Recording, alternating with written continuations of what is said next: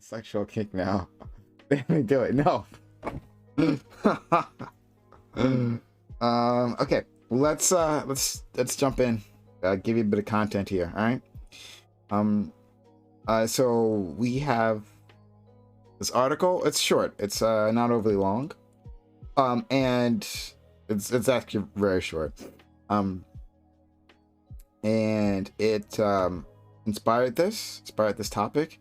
Only a small part of it, but I'll read the whole thing. This is pretty short. Okay. Let's take a look at it and go from there. Senate Republicans press Japanese American judge over law school article. Henley Cato, nominated to a federal court in California, was asked about a 1995 book review in which she said neoconservative Asian Americans internalized the dialogue of oppressors. Okay. And can you see this whole thing? Yeah, you can. Okay. Republican lawmakers grilled a Biden judicial pick on Tuesday, asking the Japanese American judge if affirmative action is akin to racial discrimination and bringing up a book review she wrote as a law student. U.S. Magistrate Judge Henley Cato, nominated for a seat on the U.S. District Court for the Central District of California, faced intense questioning. Intense questioning about an article she wrote in 1995 when she was 23 and attending Harvard Law School. Part of the review, which Cato co-authored, says neoconservative Asian Americans internalize the dialogue of oppressors, believing in the vibes of the status quo and condemning the activism of their group. Senator Chuck Grassley of Ohio, Republican of Ohio, asked Cato if she believed that sentiment. If she still believed that sentiment, the judge said she had no idea what we were trying to convey. She had no idea what we were trying to convey. I'm not sure who's that referring to. Does she mean the Republicans don't have an idea what she was trying to convey, or does she doesn't know what she was trying to convey? I'm actually not quite sure. But anyway, Cato declined NBC Asian America's request for comment. The topic of the article was revived by Senator Ted Cruz of Texas, who prefaced his exchange with Cato by saying, "Is racial discrimination wrong?" And Cato says, "Our Constitution prohibits racial discrimination on the basis of race. As a judge, I don't deal with issues of morality." Cruz said that Cato's writings as a student, do you not with morality? I don't know. I feel like you do as a judge. Okay. I feel like inherently you do. Because our laws come from our morality. So, yeah. And Cruz said that Cato's writings as a student conveyed that to be sufficiently woke, an Asian American must support policies that discriminate against Asian Americans. He referred to a lawsuit against Harvard, now to be heard by the Supreme Court, alleging that the university's diversity initiatives discriminate against Asian undergraduates. Asian American civil rights activists have cautioned against making the argument, saying that framing affirmative action as anti-Asian bias is dangerous. And I really agree with what they say next. They weaponize concerns about anti-Asian attacks and violence against other minorities. Janelle Wong, a professor at the University of Maryland, College Park, told NBC Asian America last month, "This is an old tactic in white supremacy's playbook and should not be allowed to succeed." I absolutely agree with that. 100%. 100% I agree with that. Apart from Cato's heated exchange with the GOP committee members, her nomination was celebrated by lawmakers outside organizations. During her testimony, Cato spoke about her background, including the time her parents spent incarcerated in Japanese internment camps as children during World War II. Hearing those stories of my family's firsthand experience impressed upon me from a very young age the critical importance of securing our constitutional rights for everyone, she said. The National Asian Pacific American Bar Association applauded Cato's nomination when it was announced in December. Judge Cato's life experience as a daughter whose parents and family were incarcerated during World War II solely because they were of Japanese descent has shaped her interest in constitutional protections and her work to ensure access to justice. Sid Kanazawa, president of NAPABA, said in a statement, with only 30 out of the 673 district court judges being AAPI, Asian American Pacific Islander, we urge the Senate to quickly confirm Judge Cato. All right, so that's the article. Yeah, and I want to talk about it. I want to discuss this thing. Yeah. So, what do you guys think? About come on, what's going on with my fucking mouse? Ugh. Gotta get this computer built. Now that I have the money, I gotta get this computer built. This fucking god damn it, my mouse is just. So anyway, whatever, doesn't matter. What do you guys think? Do you think that minorities, and it doesn't have to be racial minorities. It could also be like sexual minorities, right? Who are conservative. Are they desperate for wide attention or the attention of the majority, right? When they take on these conservative arguments, right? That's, in my opinion, ends up hurting their groups, right? But not everyone's opinion, obviously, right? So is the conservative inherent to supporting white supremacy, right? Can you not separate that, especially in this country? Maybe in some other countries you could, but in this country with our history, is it a possibility? That's what I'm wondering. So, yeah. Damn it. Goddamn. Anyway, whatever. So, yeah, that's what we'll talk about. And okay. Let's go. Let's jump into it. So, exclamation point open in chat. Lets you know that this is an open walk-on panel where audience members like you, yes, you're sitting at home, may participate. Join the Discord server and go into the rowboat waiting rooms if you let in a Discord link for your convenience. We'd love to have you. Okay, so jump on in if you want to talk about this subject. You don't have to be a minority to do it necessarily. So jump. Oh fuck. God damn it. Shit, the stream title's all. Why didn't no one tell me? Fuck, the stream title's all fucked up. This is really embarrassing. Fuck. The stream title's all fucked up. The whole thing, it was crooked the entire time. I always miss that. The entire time. It's really embarrassing. Alright, whatever. Okay. We have one person. And we have Katie. Only is Katie. Katie! Hey, you. Hey. Hey. Chocolate. Yeah. You got a camera? I do, yes. Okay. Alright, and I'm switching over. And okay. Hiya. Should we talk shit about conservatives until some of them come and start fighting us back? I would love to. I would absolutely love to. Let's do that. Yeah. We have someone who's here. Was it debate board? Hold on. Now we got. Hey guys, we need you to. Guys, get yourself an avatar. Give yourself an avatar. Seriously, this is like nonsense with the no avatar. That's like. Is that a llama? Yes, it is. It's a pinata llama. Oh, it's flow trace. Excuse me. Hello, flow trace and 30 to 1. Hello, Prime. Yeah, like get like a fucking avatar. Like, don't. What is this? Like, it actually makes it difficult to like figure out who is jumping in. So like, get an avatar next time, right? Will do. All right. Is it standing on the water of the river, or is like, what's the story? I don't. That's a good question. I don't know. I'll need to develop the lore for this fella. Please do. I'm because very interested. there's a castle in the background. Maybe he's an exile. Like, bend over so I can see it. Hold on. I don't know if I. Because you're okay. Well, your llama, your huge llama head is blocking. Yeah, it, so. I'm sorry. I've got a forehead like that. Okay. All right. Well, thank you for being here. Thank you, 30 to 1. Thank you, Flow Trace and Katie. Katie, we love having her. She's amazing. Chocolate man. Okay. Well, it was nice having you, Katie. Thanks for stopping by. All right. Anyway, let's get started. So yeah, the question is, are minorities desperate for white attention? Or conservative minorities specifically, desperate for white attention? Is conservatism, does it inherently support white supremacy? So what are your thoughts?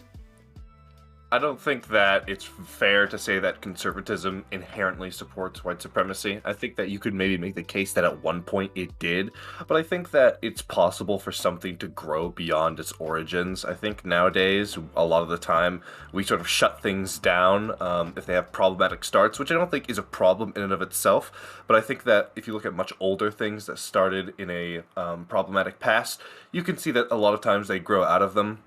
I think, for Like example, America? yeah, exactly. Yeah, unironically, that is an absolutely great example. I think if you also, for example, look at Lovecraft, I don't think that anyone here would say that Lovecraft's the genre of Lovecraftian horror, anything like that, is inherently racist. Even though Lovecraft himself was a massive racist, and a lot of the stories themselves were explicitly metaphors for the purity of like the Anglo race. It was an especially old school kind of racism too, that even saw like Scottish and Welsh people as non-white.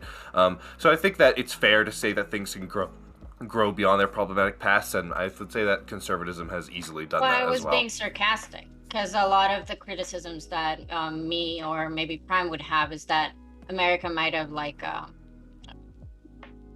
presents like it as outgrown as problematic past, but there's still a lot of like racial inequality, right? So I'm not Absolutely, but I saying would. it has to be perfect, but I'm saying to say that the problematic past is no longer project to the current situations is not true, right?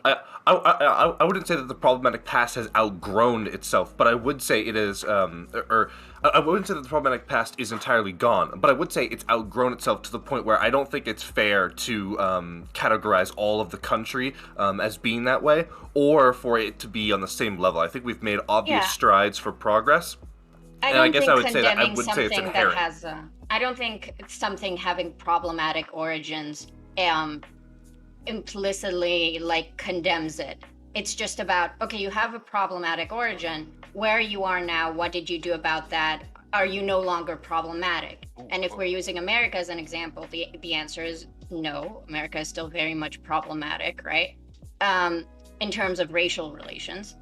And I think that so like developing a bit on the point that we started on, it's like if we want to talk about conservatism like in an economic stance, I can understand.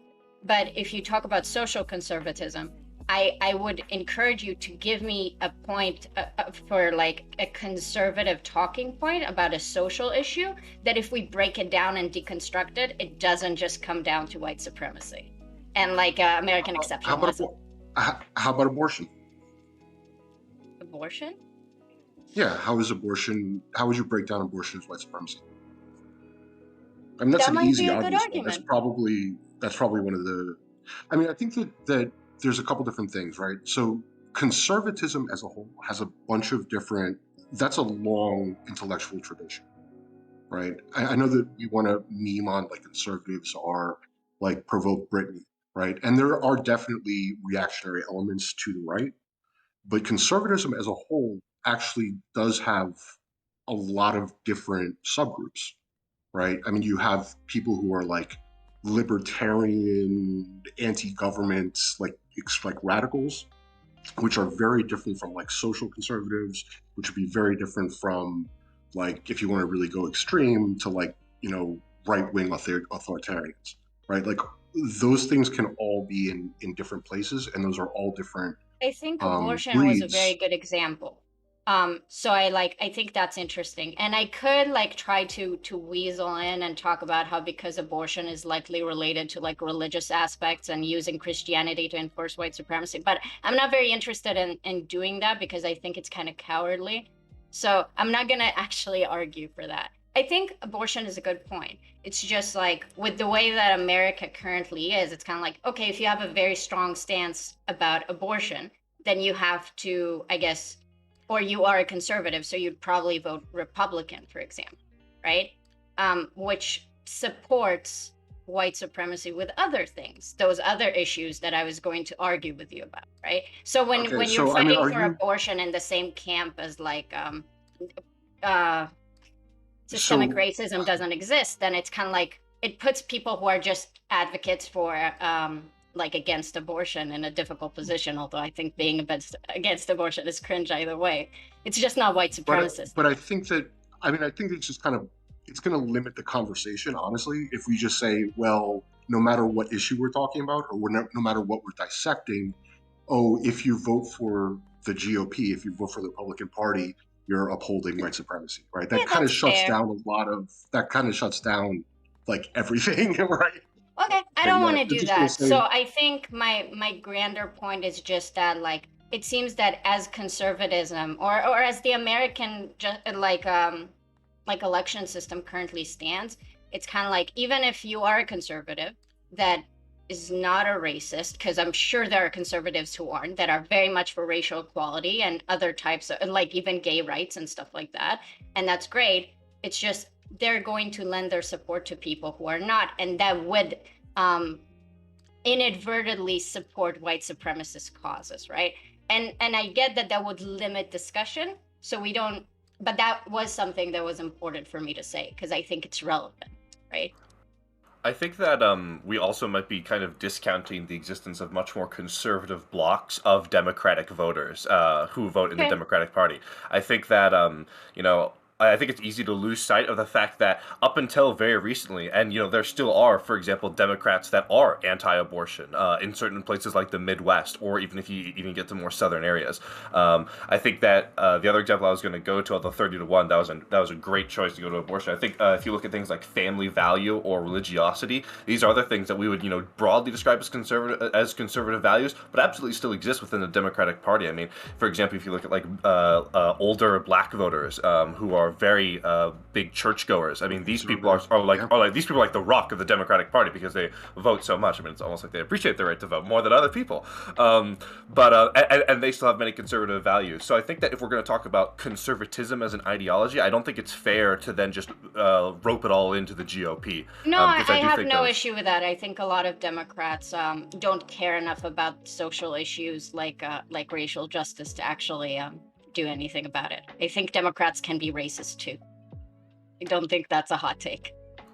Yeah, no. yeah, Sorry, I did not mean to say that that's what you're saying, but I do think that it's then fair to say that it's not inherent to abortion to then be voting for the GOP and then therefore be voting for white supremacy. So I think that No, I'm sorry if that came across. I was just like, I was genuinely interested in finding a social conservative talking point that wouldn't lead down that path. And abortion is a great example of that, right?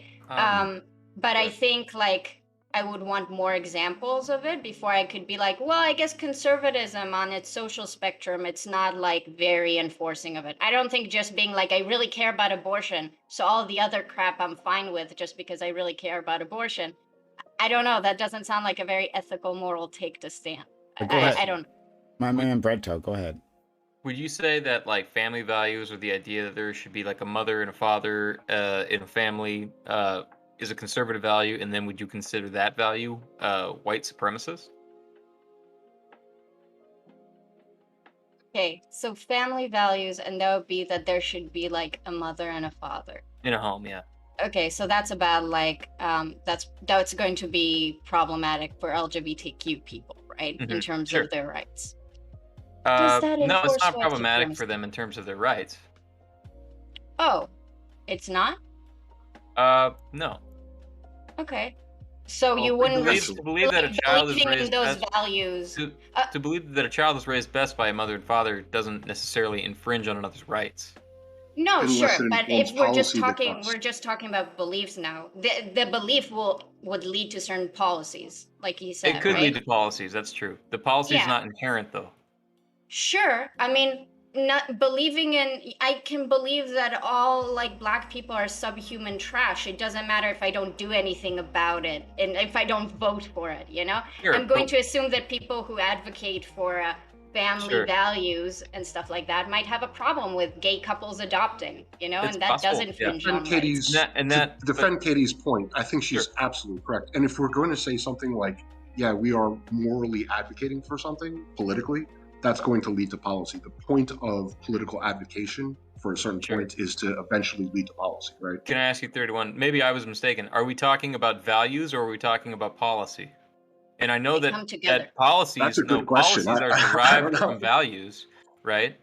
So if you're going to say all conservative values are inherently white supremacist because you believe they have white supremacist outcomes or something like that, that doesn't inherently mean that a policy or that a value is inherent. Like, to think that a child is raised best by a mother and a father could be used as a justification to create a policy, but it is not inherently in No, itself it's white not about supremacy. inherently. Like for me It is. personally, I don't need that word, right? I don't need to say conservatives are inherently racist or conservatives inherently advocate for white supremacy. The argument that I was making earlier was that whether if they want to or not, certain things that they vote for help white supremacist causes, right? And then we said, okay, but that will really limit the discussion, so let's like branch out of that a little bit, you know? Because that's going to be hard to argue against. Yeah, I think if you want the most basic version of what conservatism is, it's a defense of the status quo. And that's not 100% true on every issue. Like, for example, on abortion, they're against the status quo, but that's just the most basic reductive take on what conservatism is.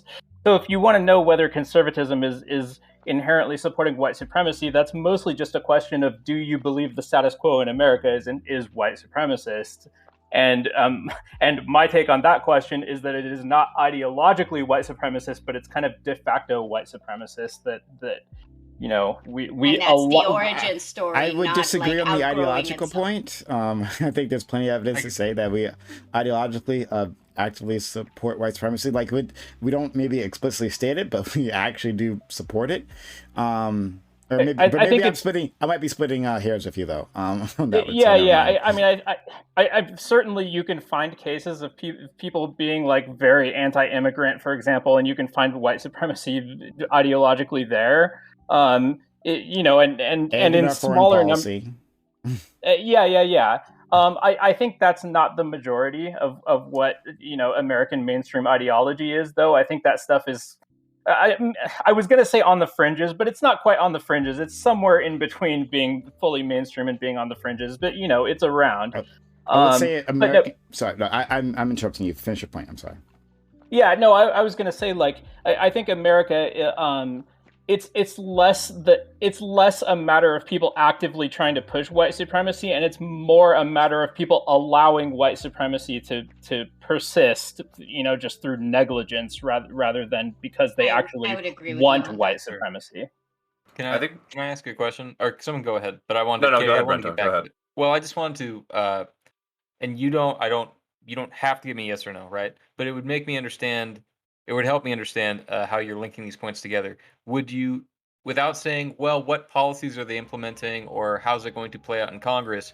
Would you say that the belief that a male and a mom and a dad in family, male-female family, is the best family structure is an inherently white supremacist belief if you believe it is a conservative belief? You're asking me, right? Yeah, I was asking you. Yeah. I think at my current level of knowledge, no, because I think it's an LGBTQ issue. And I don't know if I could make a strong enough argument about how oppression of LGBTQ people would relate to white supremacy. Maybe somebody else is more educated and can make it. Right now, I can't make that argument. So I would say, no, it's not inherently like that.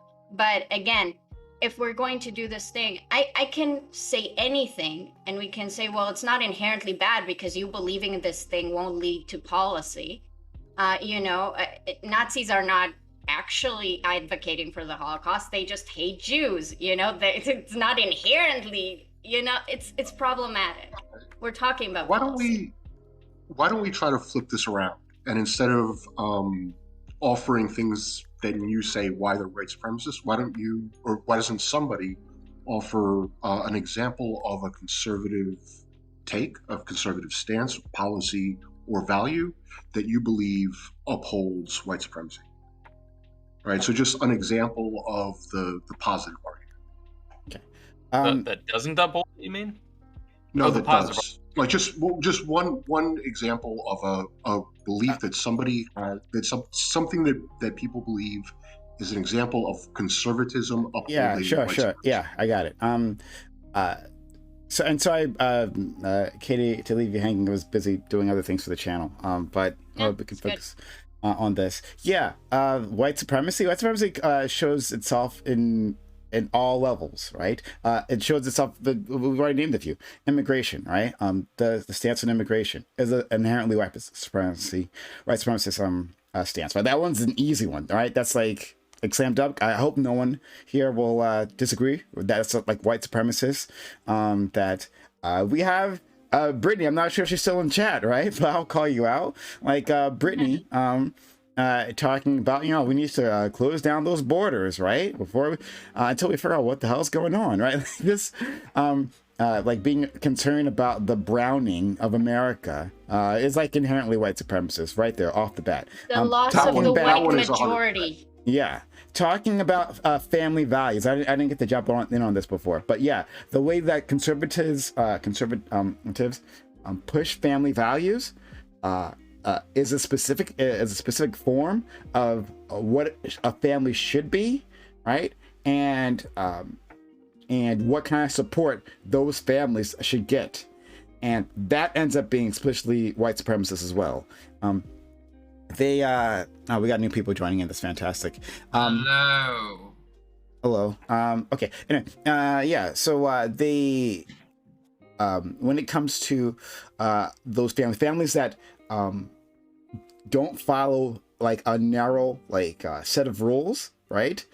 Set of rules that were established by like powerful white individuals, right? Then they are less than, right? If when we're talking about supporting families in our countries, if your family needs government assistance, but doesn't follow these specific regulations, right? Well, then poverty for you, right? Like we don't care. Your family is less moral than our families, right? Now, does this also end up hurting white people? Yeah, right. White supremacy does not necessarily help white people, right? White supremacy ends up hurting white individuals so often, right? It's usually only the most privileged white individuals who get the complete benefit of white supremacy, but it hurts white people. So poor white people as well. So yeah, we can start with that. Sure. So question. I mean, like, I don't know. I guess like the idea of like the best way for a family to be is like it's like a base. It's extremely a fundamental belief, and at that point, it's like I'm like, what could America uphold as a value that would not reflect white supremacy in any way? Like, is there such a thing that it could possibly do? What's a single belief? Well, I guess maybe what's a single belief? Quality. Yeah. Even the fact. Well, even the question. It's like the question that's posed is, do conservatives or does conservatism uphold white supremacy innately? Right. So the question is posed. That's the fair question. I guess I'm feels like the answer is a yes. It feels like it must by all definition, even if by how to have your family. I guess I feel it's implied in the question. It says inherently. It says inherently.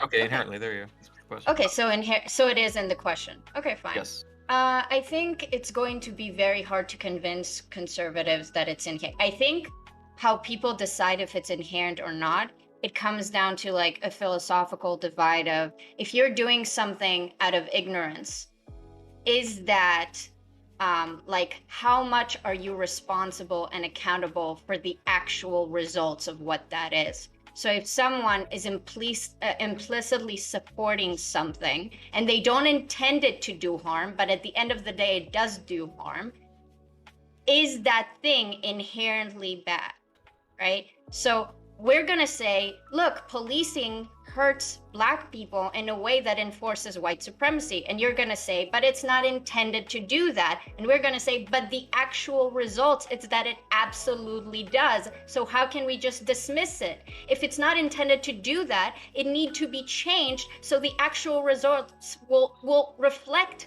the stance that it's supposedly taking, but they don't, which is the issue, right? And we're going to disagree on that, basically. I think part of the problem. Aviator, could you knock it off?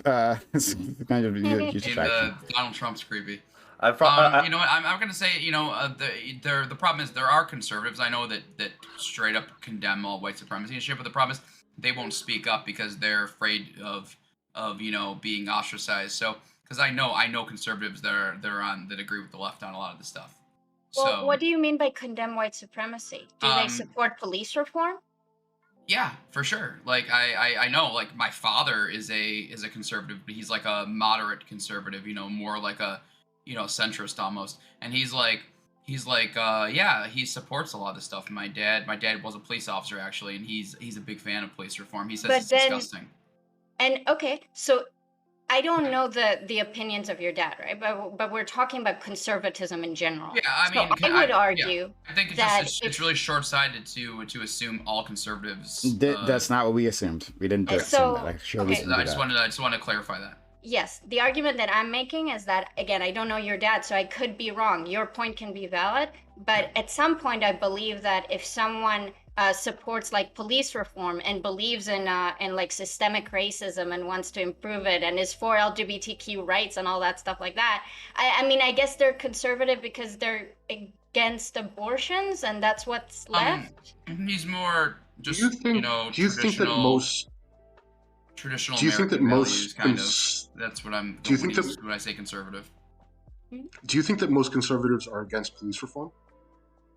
I don't know. It's I've talked to, I know I grew up around a lot of policing, and I talked to a lot of them. A lot of them are actually the ones that are being silenced by, because they're, unfortunately, they get ostracized from their own union. There are some of them that are speaking out. The problem is they're in the minority, and it's disgusting. It is. I'm just saying there are dissenting voices in policing that are condemning what's happening and are for reform. That's so you're breaking up, Aviator. Your mic is like seriously breaking up. It's roboting hard. Yeah, work on that. I'm just saying. Sure. It is true. All right, okay. Let's open this up. Let's go to the Turk who is here. And the Turk, look, I've never seen you in the sliding. I've never. I know. That's why I haven't been on cam. For whatever reason, my camera is not working. So you're on a USB camera. I'm sorry. You look fine. No, you look fine. I see more of your face. You look great. Yeah, you look great, buddy. Go ahead. I appreciate it. But so just so we're clear, what is white supremacy? I need a definition here so we can all at least be on the same page, because I heard sorry, debate bar. You gotta mute yourself. We can hear you typing furiously. I thought I was. I was hearing Katie saying stuff about LGBTQAIP rights and other topics, and saying that those were conservative topics, and I'm like, that's not right. So I'm really curious if we can set a baseline here. It's IP. I would say it's a state of a social hierarchy where white people are on top, basically, is what I'll say white supremacy is. And I'll say conservatism may not aim to purposely set that up, but by the fact that it defends the status quo, it allows that to persist. So I heard conservatism defends the status quo. Is that what? Generally speaking, yes. Okay. I think that we can get maybe a little more precise on our definition of white supremacy. I think that when we use that word, I think it might almost be a little irresponsible to attach it to just a state of being rather than some intent. I think that if you ask most people about white supremacy, I think that they would be fair to say that they would want some sort of genuine racist intent there, and some genuine hatred or look for disdain upon people that. Yeah, and that's exactly the problem. No, this is exactly what I said. We're going to come down to it. Knock it off the Trump thing, or I'm gonna have to take off your video. Okay, like knock it off. When I said we're going to have a philosophical disagreement, it's going to be, you say there is no intent, and we say, well, there might be no intent, but the results are like there is intent, or close enough to it that there's almost no distinguishable difference. So if using white supremacy somehow makes people uncomfortable, because when they hear me say white supremacy, they think I'm morally condemning them, or I'm saying they're bad people or something, I don't mind not using that term. But I would offer to the panel, let's pick another word that doesn't mean I hate you conservatives, and discuss the actual issue, because that's not what I'm saying. I'm saying conservative people generally support certain things that end up contributing to stuff that uphold white supremacy. Insert whatever other word you want. They want to. A lot of conservatives. a lot of conservatives want to be ignorant and they do not want to accept that this is the case. And they, but I'm saying there's a few that are willing to listen. I know because I have family on my dad's side that are conservative, and I'm like, hey, this is, that you are, you may not think of that you are, but you are, you're not standing up against this. So are you supporting this? And they're like, no, of course not. So no, it's interesting.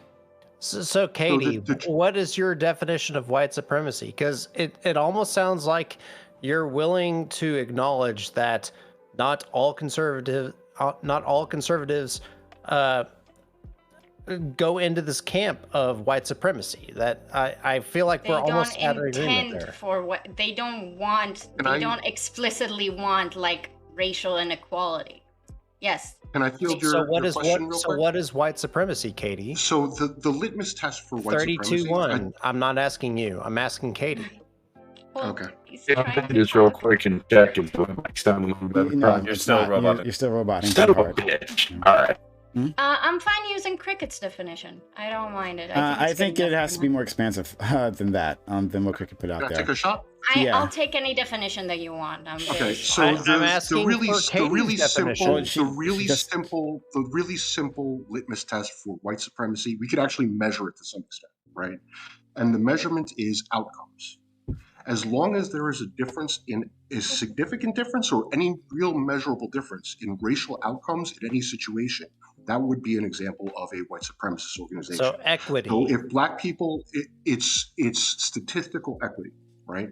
If there is an income, if there's a difference in income between blacks and whites, that's an element of white supremacy. If there's differences in incarceration rates, that's white supremacy. If there's a difference in educational outcomes, that's white supremacy, right? So we can just say, like, the really simple thing is, if there is a difference that we can measure racially in outcomes, that is an example of white supremacy. You don't think that's overly broad intentionally? Don't you think that's like just kind of like so can I counter that claim? Can I counter that claim? I'm sorry, Katie, do you disagree? I'm fine doing it. I think that's very helpful to our position. So if you want to tighten it up a bit, but I'm fine with it. I think that's basically this equivalent to what I said. I mean, I'm not sure if I'm... So y'all disagree with the, we're on the exact Oxford, same page, but... So y'all differ with the Oxford Dictionary meaning of what white supremacy is, right? Okay, the belief that white people constitute a superior race and should therefore dominate society. That's not the same thing. We're talking about a different type of white supremacy. Oh, come on now. Come on now. Are you kidding? Are you fucking kidding me? Really? This is going to be a really boring... I think it's fair to say that for the purposes of this discussion, we're probably not using the most mundane instance or meaning of the word white supremacy.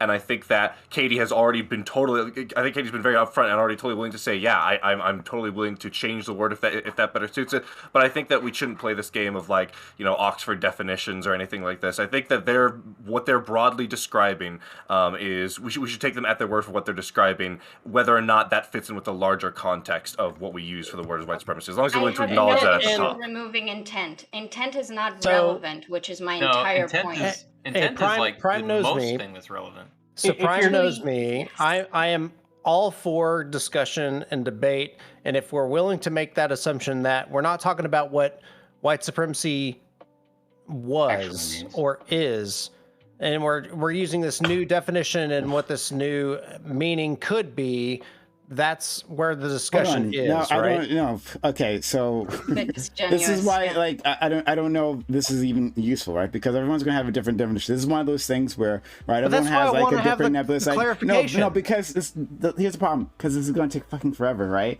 And you know what we fucking mean, right? Like you have like a general idea, and we can work out whatever that general idea is. So, but like I can give you my definition, right? So it involves your definition in terms of like the the Oxford definition, like belief that the white race is superior, people with black skin are superior, right? But that's not the important part. The important part is the part that maintains that, right? That we have many systems in place that were designed with that in mind, right?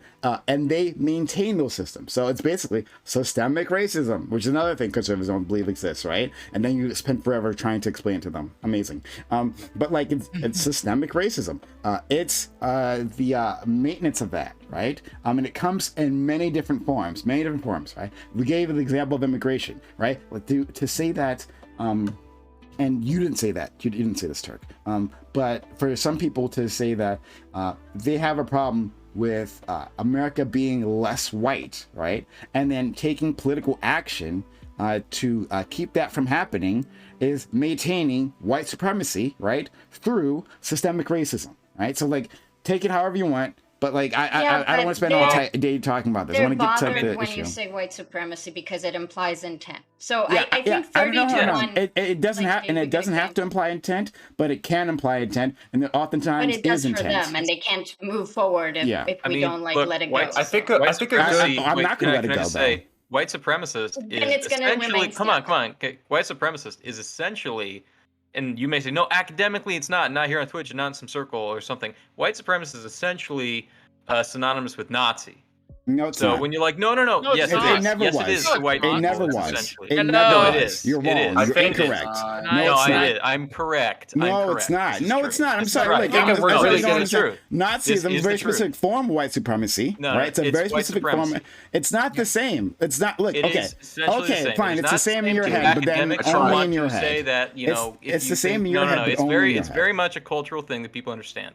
I think it's Brento like Box if is. you- Or sorry, I What? was just gonna say. I think Brento Box is trying to say that when most people hear white supremacists, they're thinking the guy from American History X. Correct. Okay, Yeah, that's That might nice. be Who the cares? first thing that comes Well, that to is mind. that is the actual reality definition of of white America that you supremacy. live in, and you might not think so, but that's it. That's the truth. And what? So that's- Okay, so and when the you truth talk is about that things- that America has been a white supremacist nation from the very fucking beginning, right? You may not recognize it, but it's the truth. So I don't know, Well, whatever. you say white Um, supremacists, but you are that's what you are invoking. And I don't care about like managing their feelings, Katie. I don't give a shit. Like You don't If you care about don't not like I manage haven't. their It's not like I feelings, you're not haven't. gonna win the It's not like I argument. haven't. It's not It's like I just haven't dealt with recognizing what people are conservatives on this point many times before, right? And the whining and the moaning and the whinging about this one Yes, topic, and they'll right? continue to do that I until don't- you yeah, just let it go. No, Katie, please don't tell me what to do. I will not let it go. I will not let it go. This conversation will not move forward. I will not let it go. Don't tell me what to do. I will not let it go. Thank you. Okay, Clearly, then that's the progress. topic Things of don't get today's better. debate. So I have a.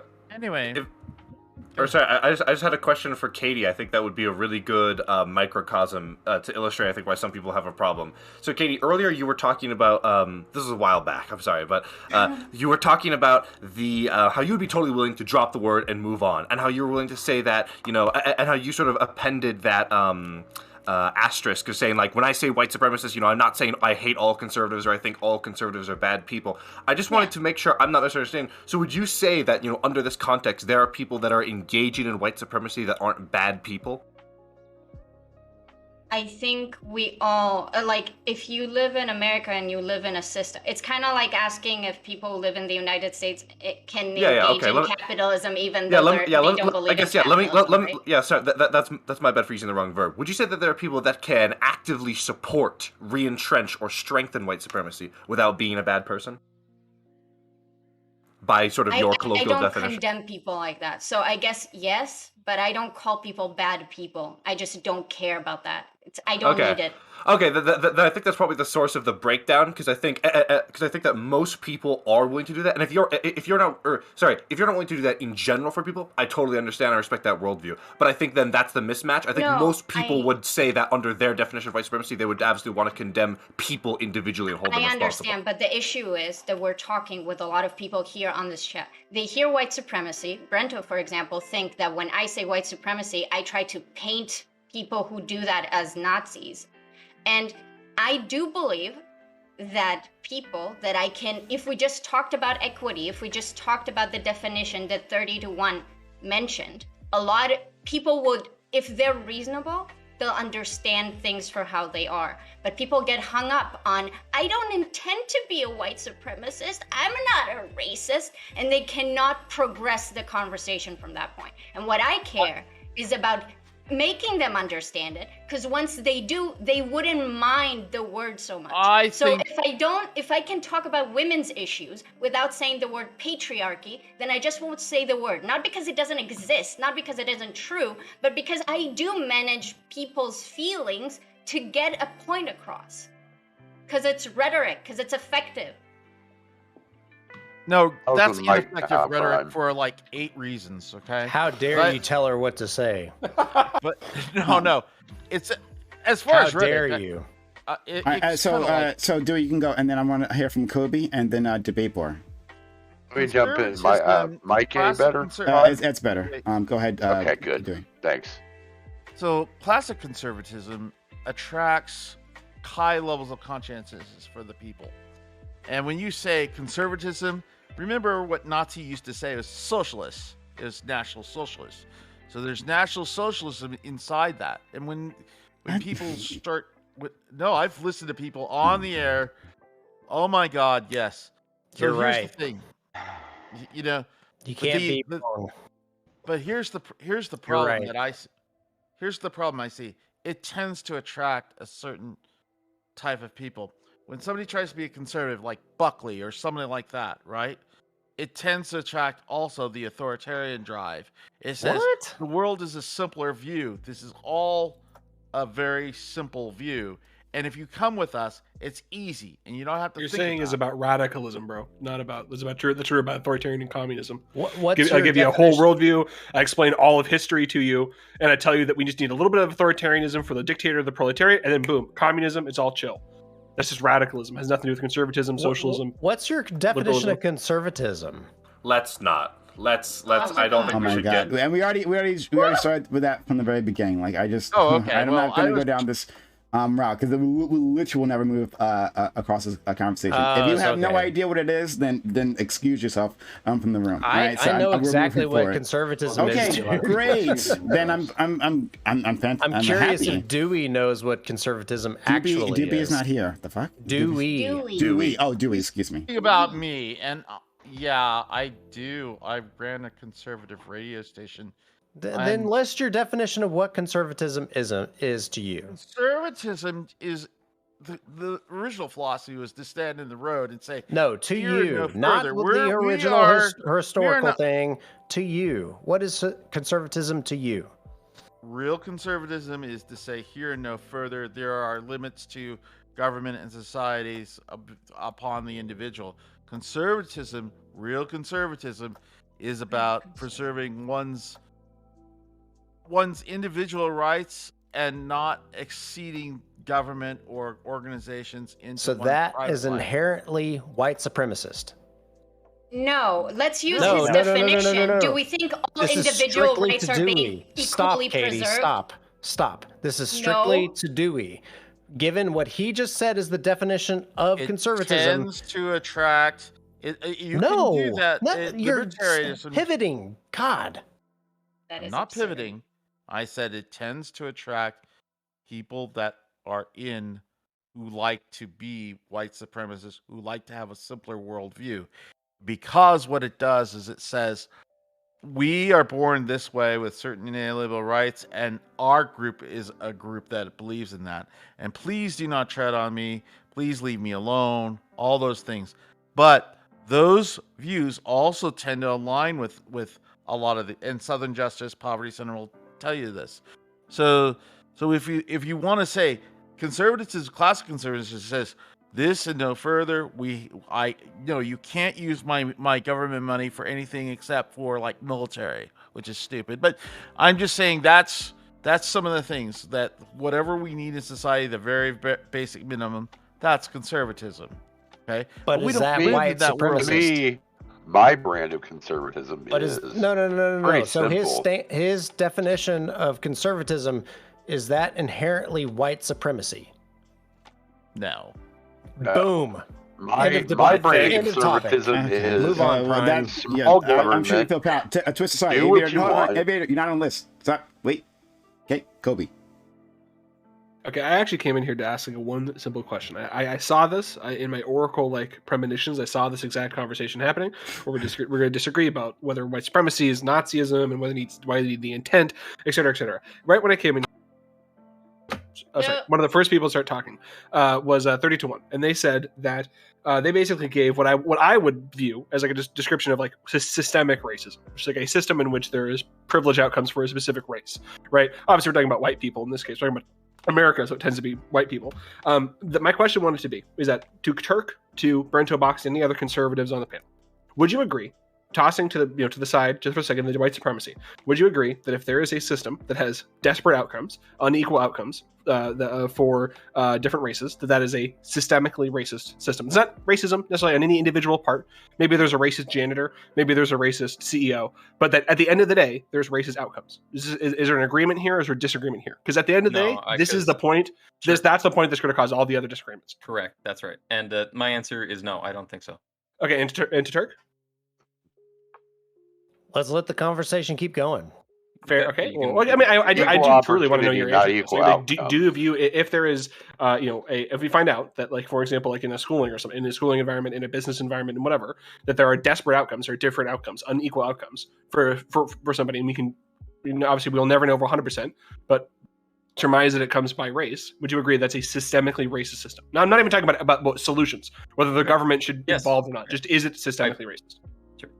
Go ahead. I know plenty of white people that have not been able to succeed in life due to their... Turk, I think... Hold on, Turk, seriously. What I think you're doing right now is I think that you're a disparate outcome.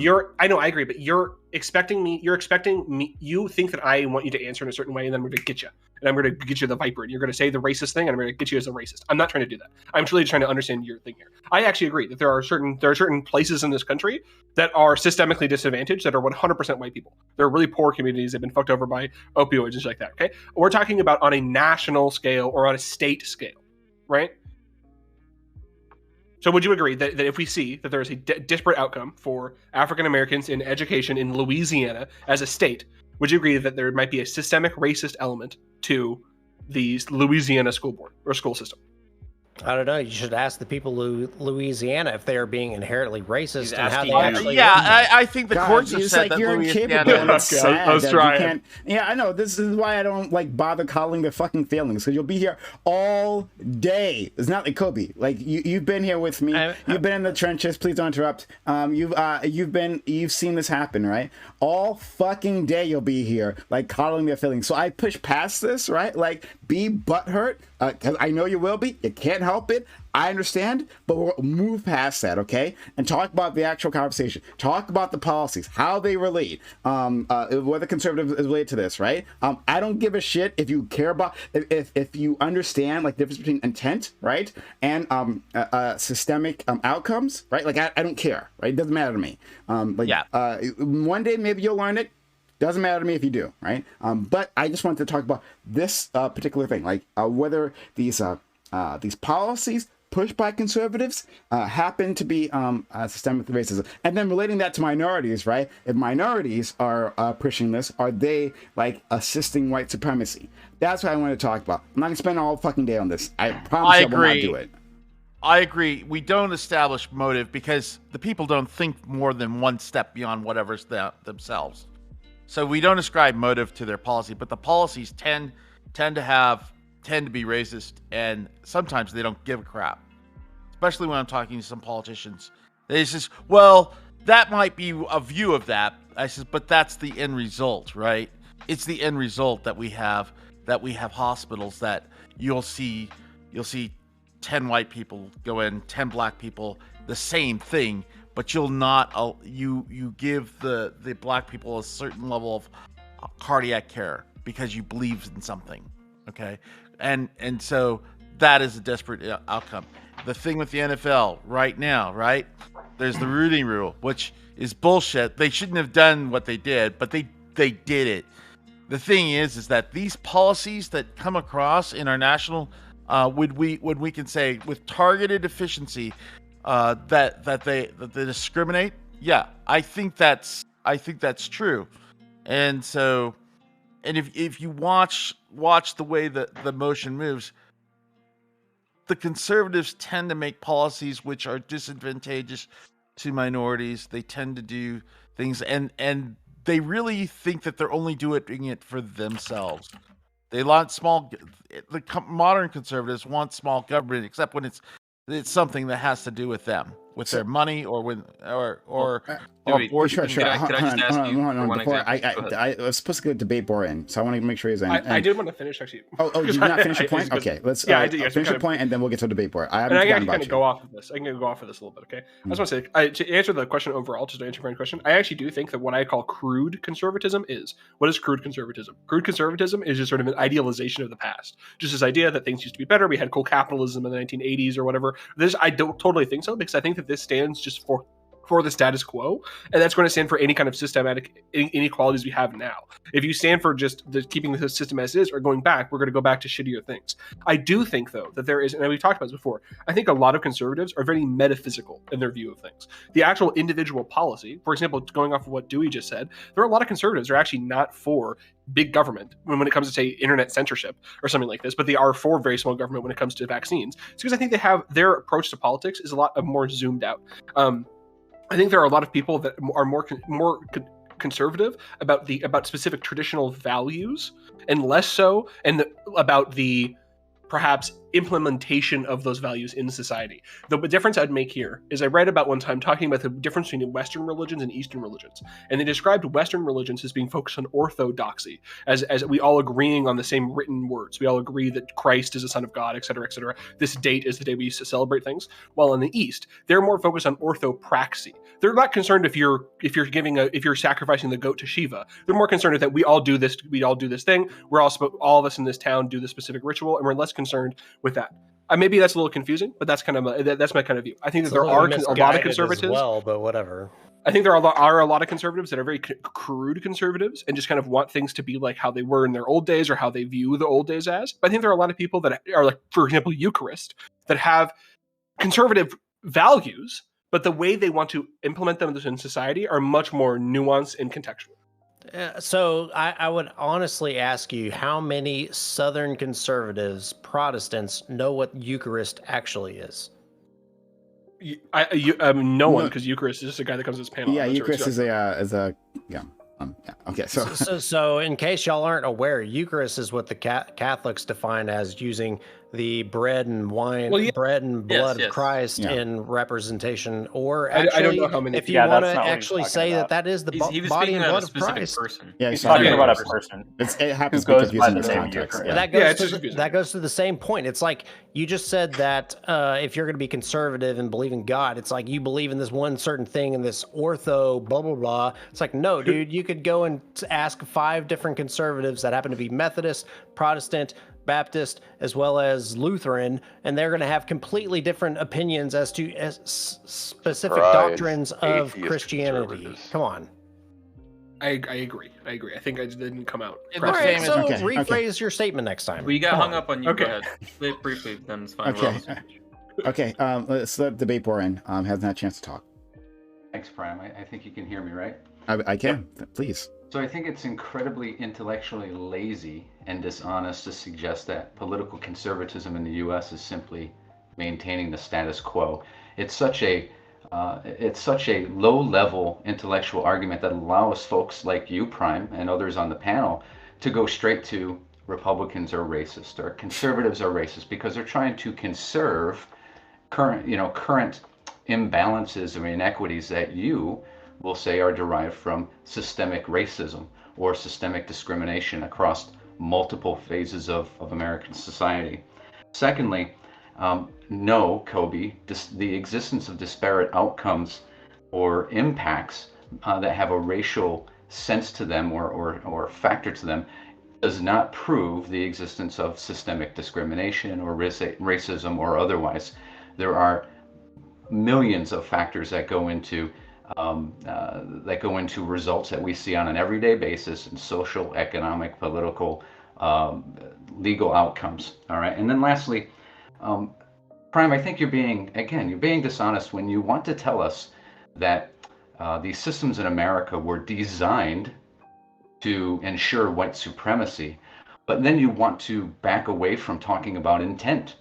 And now we're just really talking about maintaining, and we don't want to talk about trying to cast people as white supremacists.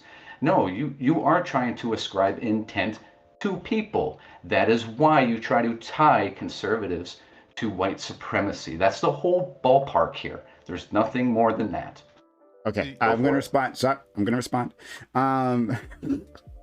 Me backing away from intent. That's exactly the opposite of what I was doing, right? I was saying that I don't give a shit if it was intent or not, right? I think that there was intent for many of these systems. It depends on what you're talking about, right? Not all like institutions are the same, obviously, right? But I think there certainly was intent previously, and there might be still intent for some of the individuals now. I got no fucking problem calling them out, right? As being fucking racist. However, not everyone participating in these institutions are necessarily racist, right? The drug war is a racist policy, absolutely, even from its intent, right? From its very beginnings, it's a racist policy, right? But if you don't understand that, you don't understand the history of the drug war. Simple as that. But is everyone in the DEA necessarily racist, right? Do they go out there like to uphold white supremacy, right? When they break up a dangerous drug gang, I don't know, I guess, right? Did they ensure that the white man will never fall from his perch? No, right? That doesn't mean that the drug war in and of itself isn't still racist, doesn't, and as a whole, uphold white supremacy, right? So I have no problem talking about intent. We can talk about it all day, right? But my problem is, again, the coddling that happens. Because what did you do? You snuck it in there to say that all conservatives are racist. Did that ever come out of my mouth? No, right? But conservatives imagine it. They have, when the moment you start talking about systemic racism, they get in a fucking fever dream. I know, I've seen it before, and you can't calm it down. There's nothing that can soothe them, right? To let them know that, no, I mean, I think you in particular are racist, right? I may not think, I don't know. I have to really examine your beliefs. That's what I'm saying, right? But you'll get all hot and bothered on the call. You'll be sweaty. No, I'm not a racist. I've never done anything racist. And how could you call me that? No, see, I don't give a shit about that. I'm trying to short circuit that conversation, right? But I know you can't help yourself. You're going to drag it out, right? And no matter what I say, no matter what any of us say, right, who are nominally on the left, you won't get past this point. I get that.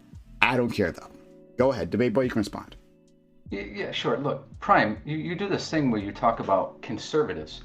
And when we ask you in chat, or when I ask you in chat, identify the conservative or conservatives that you're talking to, you don't. You don't. You say Discord or ban.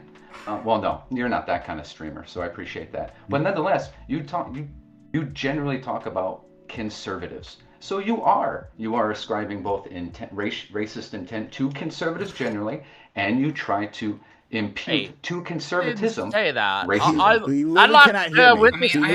just said he's not saying all conservatives are necessarily racist. He just even said. Yeah, I don't think that's. No, I hear what Prime is saying. I want to conservative, and I've had a lot of good discourse with Prime, so I can't say that he's like that at all. I don't agree with that.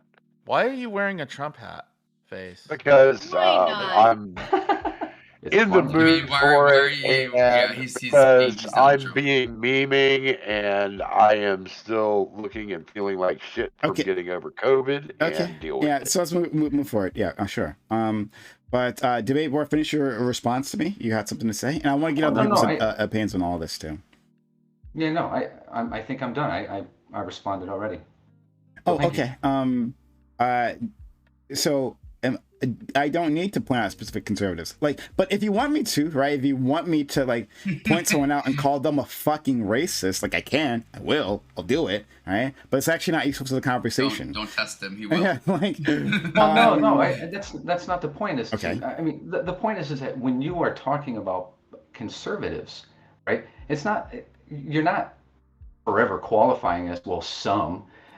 And even if you did, that's still, I think it's still being slightly intellectually dishonest, because you won't identify who those some are. I said conservatism. Like Shapiro says, Shapiro. Oh, please tell me what Shapiro says. Please go ahead. Let's not go to Ben Shapiro. No. If he wants to say it, please. What did the almighty Ben Shapiro? Hey, shut up. I want to let him. I want to hear what you say. Go ahead, please. Yeah, no, I mean, as Shapiro says, and I think it's a fair point. He says, if you want to point out the racists, I'll stand right there with you. Let's go hammer 'em. Let's do it. But the fact is, you don't. You just talk about this political. You lump in conservatives altogether in one big net, so that you can impute to conservatism generally that is simply racist inherently. Okay, all right. So again, like audience, what have we learned here? Prime is always right. Can't help themselves. Like, what did I say? Right? I didn't.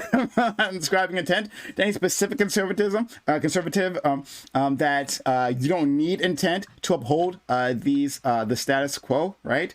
But no matter what, they're going to hear intent, right? They're going to hear, you must be calling me a racist. Oh, you didn't call a specific person racist, right? Even though I literally just offered to, right? You didn't call a specific person racist, but that means you must be calling all of us racist, right? Like, I get it. You can't get past this. That's okay. No, right? You don't get it. That's why it's not exclusive to the conservative side. Go ahead. You know, racism is not exclusive to conservatives. No, it's not. Absolutely not. No one said so. Democrats are racist too. Yeah, Democrats are racist too. Agreed. I think that, and I don't think that there's any tie of racism to conservatism. The tie is to racists are fucking assholes. I don't know. Period. Indeed. Story. Okay. All right. Go ahead, Flo. I think that the big disconnect between you and Bohr here is that I think Bohr and others view the word white supremacist as inseparable from certain kinds of ideas, and they think that if you use that word in a conversation, no amount of saying I actually mean this is going to disconnect it from the meaning that most people ascribe to it. Like, I think that their analogy would be, if someone said, I hate twitch.tv/PrimeCayes, but by twitch.tv/PrimeCayes, I actually mean Dylan Burns, right? I think that I think that is a analogous level of association with the word that they have. Dylan can so we can't say conservatism, we can't say white supremacist, we can't say racism. What can we say to criticize certain people with certain opinions? What words can I use? We're talking about conservatives. You say make arguments. We've been trying to make arguments, but like every time you're like, oh, well then redefine it for us, right? And then we would define it for you, and then it's like, well, actually, what policies are you talking about, right? You haven't named a policy, and so this must be all about us individually, even though we say it's not, right? So it literally doesn't matter. You're gonna get butthurt nonetheless. Every single time. I know, been down here this road, seen this play, it's same, it's old, and I'm bored with it already. Turk. Well, Prime, maybe that's because it's a reflection of you. Maybe you're the one having the problem. Maybe that's why you get this pushback all the time. Or it's a reflection of conservatives and their intellectual dishonesty or intellectual disability, right? That to say that no matter how many times you slowly and calmly explain, and no matter how many words, right, you get... the panic attacks that said, did he call me a racist? I'm sure you're not a racist, right? No, actually, you've probably done something racist in your past. I would actually guess that you did, right? In case I guess that I have done racist things in the past. I have done racist things in the past, right? I've done discriminatory things in the past, right? Didn't mean to do that, but I did them. Right, that's the thing that's happened. Right, it's happened. It doesn't mean that. Thanks. I didn't mean that. So even though that's the case, right? I've been transphobic in the past, right? I've been anti-gay in the past. I've said something anti-Asian in the past. Shut up, Turk. That doesn't mean that I hate those. I hate those. He's helping groups. himself. Oh my gosh! Shut up. Do I need to mute you? Don't talk over me, man. Don't do it. Knock it the fuck off. So that doesn't mean that I was necessarily discriminatory or meant to be discriminatory to these individuals. It doesn't mean that I wasn't and the harm wasn't done. That's certainly true. But it doesn't mean that I wasn't a part of that. I am sure. I can guess because you've lived in this country, you've been human, right? That you've been discriminatory to someone, right? Don't know who. Don't know when. but it's probably fucking happened. Does it mean that you're a racist or a bigot or anything? Well, I don't know. I have to take a deeper examination of you, right? That's literally all that we have to do for this argument. But again, you're going to pretend like I didn't say any of that. And like, well, you're calling all of us racist. I know, you can't help it. I'm already bored. I'm moving on. I'm moving on from this point. If you can't follow us, that's fine. Then like exit from the conversation. But I'm moving on from this point. I'm done with it, right? If you guys are trapped, any single one of you are trapped at this point, you literally can't move past it. I get it. You can't handle this. You can't. This conversation is above you. Well, then leave, because I'm done with it. All right, Turk, you want to say something? That's fine. If 30-1 or any of these other people, Kobe, if you want to say something, yeah. Yeah, I just heard that Prime said he's racist and he's shown bigotry towards other people, and that should be accepted on this channel. That's what I heard. All right. That's exactly what he just said. Turk is incapable. Turk is incapable. Moving forward. All right, so let's go to Kobe. Didn't really have anything planned, but this is my question. Okay, I just don't understand, just from like a meta argumentation perspective. It's pretty obvious we have desperate outcomes in this country. Got a lot of black people very poor, got a lot of Hispanic people very poor compared to other places, et cetera, et cetera. Obviously, we can find examples on both sides. I don't think that white supremacy is the only thing. I wouldn't even call it white supremacy. I personally think I think the problem there is the supremacy word. Honestly, there, right? Is that I think the word supremacy just like carries with it. People just kind of seem that it's like an intent, but it doesn't matter. Regardless, I don't understand why people can't like why that can't be a concession on the other side. From Turk and from Brento, I think you guys are very intelligent guys who had a lot of good conversations with you. I feel like we could go places. What is the conservative solution to the complaint that many families that are, say, black families that are in communities that are not a majority black that have to their school board about their feeling that there's not enough, like, say, cultural there's a term that like Joe Lewis uses all the time. It's like cultural sensitivity, I guess, the easiest way. What's the conservative solution to this? Is it just saying, okay, we'll let the school board handle it? Is it? I don't know. I feel like I don't know. I feel like there is. I feel like that if I wanted to be the Jordan Peterson conservative, I could say that it's important for all communities to have like these stories, these traditional stories that can carry on these values that have supported families since ancient times. Everybody has these, including African Americans, even, and we have to teach the history of why there's a separation of many African families from the stories, or from the cultures that have these stories and stuff. I feel like there's like so many conservative solutions to that, but we never get there because we never want to admit there's systematic racism. No, see, I feel like there's a conflation of these terms here. It's like you're saying you don't want to admit there's systematic racism, you don't want to blah blah blah, and it's like when you use the term white supremacy, it invokes essentially the like specter or the shadow or the meaning of like Nazi and essentially like overt racism, and it's like you're trying to use it to apply to all these things, and like we're having discussions is like, and why I posed what I thought was maybe a clear and therefore maybe neutral like example, which was like a man and a woman in a family, like, and that's the family unit. Is that white supremacist? Because when we start using these terms and inflating them, then we have to like reestablish, like, oh, is that white supremacy now? What did I answer? I did appreciate your answer. I thought your answer was right.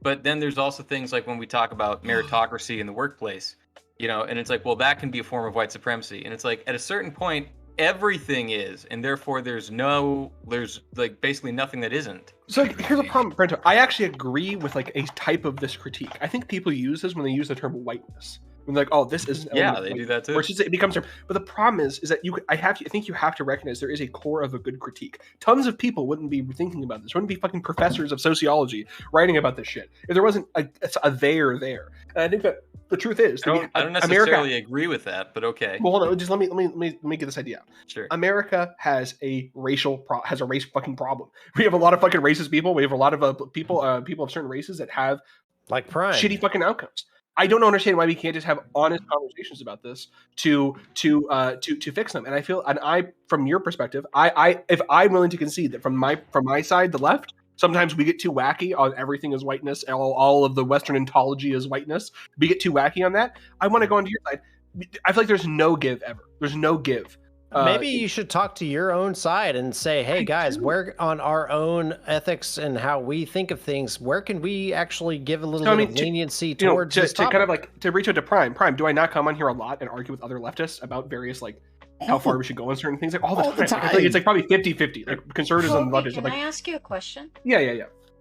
So, like, I understand what you're saying, and I obviously agree with you, right? But I actually think that the majority of harm actually generated comes from people who would never like look at themselves and think that they are racist. They don't have the intent, and they don't agree with us on like the academic analysis that proves that what they do eventually supports causes or like supports outcomes that then we label as racist outcomes, right? And I think most of the harm that is actually happening is people who are like, well, I'm not racist, so I don't understand. I'm not here advocating for supremacy and stuff. So how do we talk to those people? Because most people on this panel here would not say, I hate Black people. They would say, I just don't think systemic racism is a thing, you know? So, like, what do I say to those people? Kobe? Yeah, I mean, I think we're probably in agreement. I never start off with white supremacy. I typically don't try to defend that point. I think it's systematic. I think that perhaps we're gonna have to find an example. One of the issues I think that you have is that trying to convince conservatives of this issue it's like trying to convince somebody of like what a jungle is, but they keep asking you like, well, hold on, is a tiger a jungle? Is like a tree frog a jungle? It's like, well, no, of course, none of these individual issues are not a jungle. A single white fucking family is not white supremacy. The people on Twitter that are like, this is white, they're psychotic. Obviously it's a larger systematic critique, and I don't have an answer for you there. I don't understand how to get conservatism. Okay. Oh, actually, I wrote that down earlier because that was a thing like 50 minutes ago. Conservatism arises when one sees an incoming or ongoing social change and that they view as unhelpful, bad, or not as good as tradition. I think that is what causes people to become conservative. I think that a lot of people view that wokeness. I think that they view like wokeness is like not as helpful as the colorblind kind of like anti-racism of the 1980s and 1970s. I think that they view that as something that started in the 1990s and is becoming more and more and more, and that is like a social change, and that's where I think the conservatism of this arises. So I think you're 100% right. So to consume that, if I'm anti-woke, I'm conservative. No, not necessarily. Because I think that you could probably, not necessarily, because you could be like, you could be some kind of other, even more progressive of some kind. But no, I think that conservative opinion. Yeah, exactly. I mean, like, I would even concede this. I have conservative opinion. So the woke opinion. is like a very small minority of people that are trying to push a progressive You're doing the thing, agenda, bro. You're doing right? the thing. You're saying, well, is the tiger the jungle? Dude, it's multiple. Any one position I'm is multiple trying to say things. that this, you might have this one conservative position on a particular opinion is stood by this group of people, and if you're not part of that progressive group of people, you're then considered conservative, right? So would you consider people that are not Democrat, not Republican, but like what's the middle ground that Joe Biden's approval rating's not very good at apparently nowadays, independent, would they be considered conservatives at this point? No, I don't understand why you're because a lot of them don't adhere to the progressive and woke status quo that's going on. I don't think it's an on-off switch. I don't think it's an on-off switch. I think that it is a larger. I think that what it means to be a conservative. I was even saying I think that's much more metaphysical. It has to do with like your values. These people that are in the middle that are not agreeing with what's going on with the woke agenda. They considered conservative? I don't think that you have to be 100% bought in to whatever the current social trend is. But would you consider them conservative? I've said no 4 fucking times. No, can't hear you. I can't because I'm apparently conservative that just doesn't have the ability to hear. Apparently not. Are you not a conservative? I don't use it as a pejorative.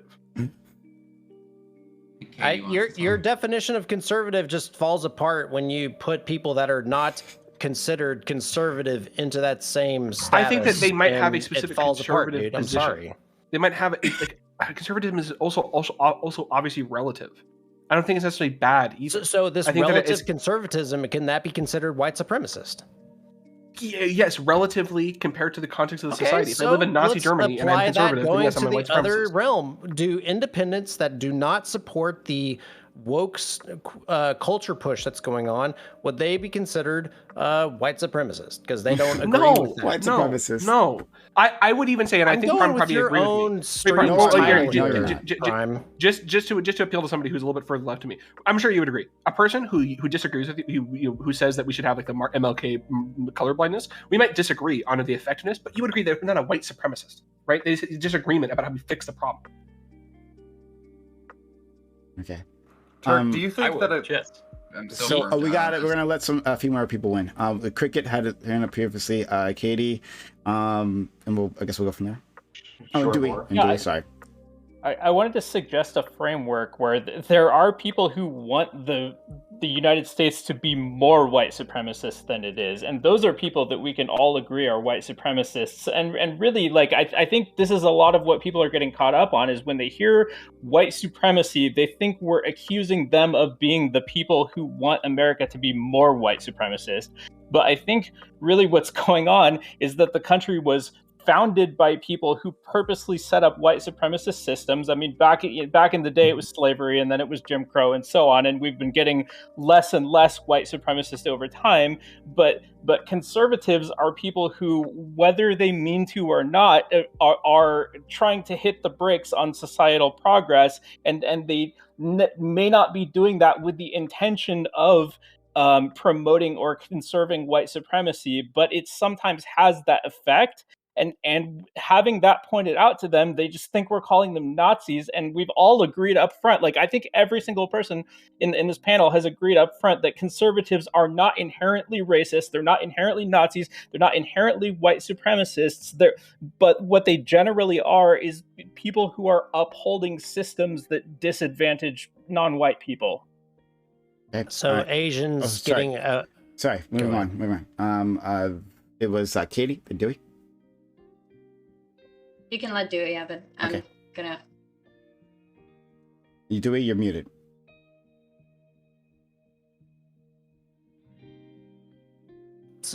Can I speak? Oh, okay. I will have to move on. All right, then let's go to direct response to that. Mm-hmm.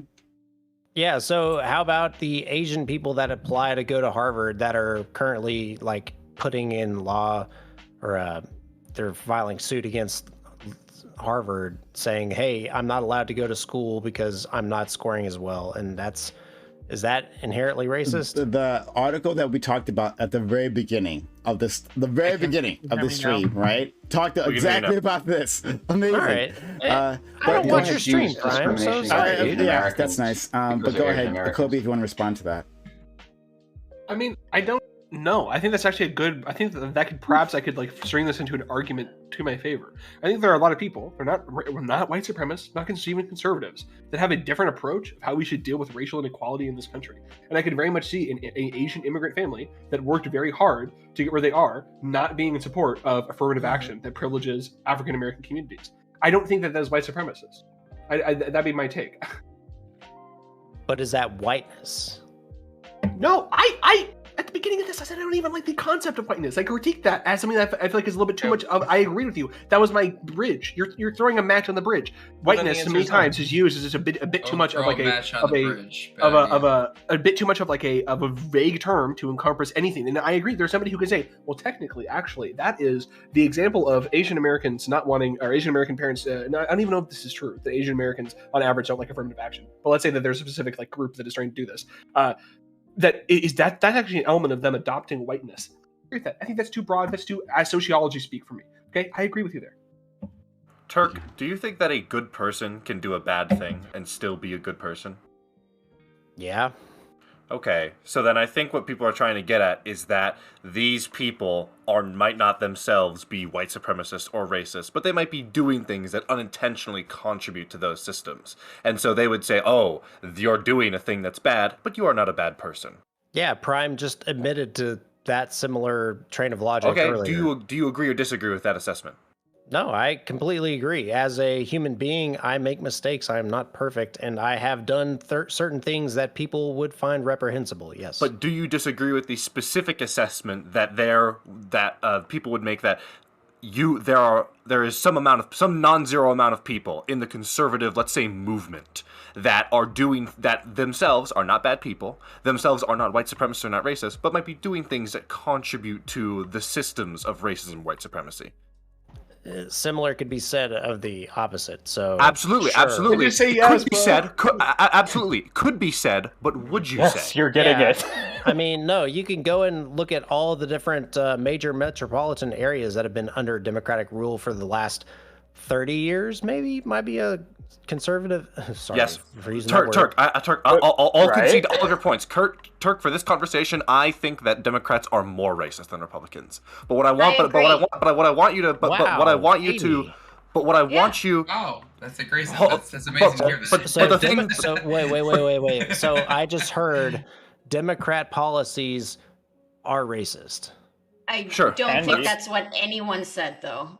We said Democrats are more racist than conservatives. I think that Democrats, not Democrat policies. Turk, I read too much into Turk, it. the thing I really want to get you on here, or I shouldn't say get you. The thing I want to build the bridge to is: do you think that there is a non-zero amount of people that are part of the, let's say, conservative movement that are not racist, are not white supremacists, but do actions that unintentionally, circuitously, you might even say, lead to racist outcomes or white supremacist outcomes or racially disparative outcomes? The entire other foot, and it yes, spills the you same. could. Yes, you could. Yes, you could. I'm gonna get there.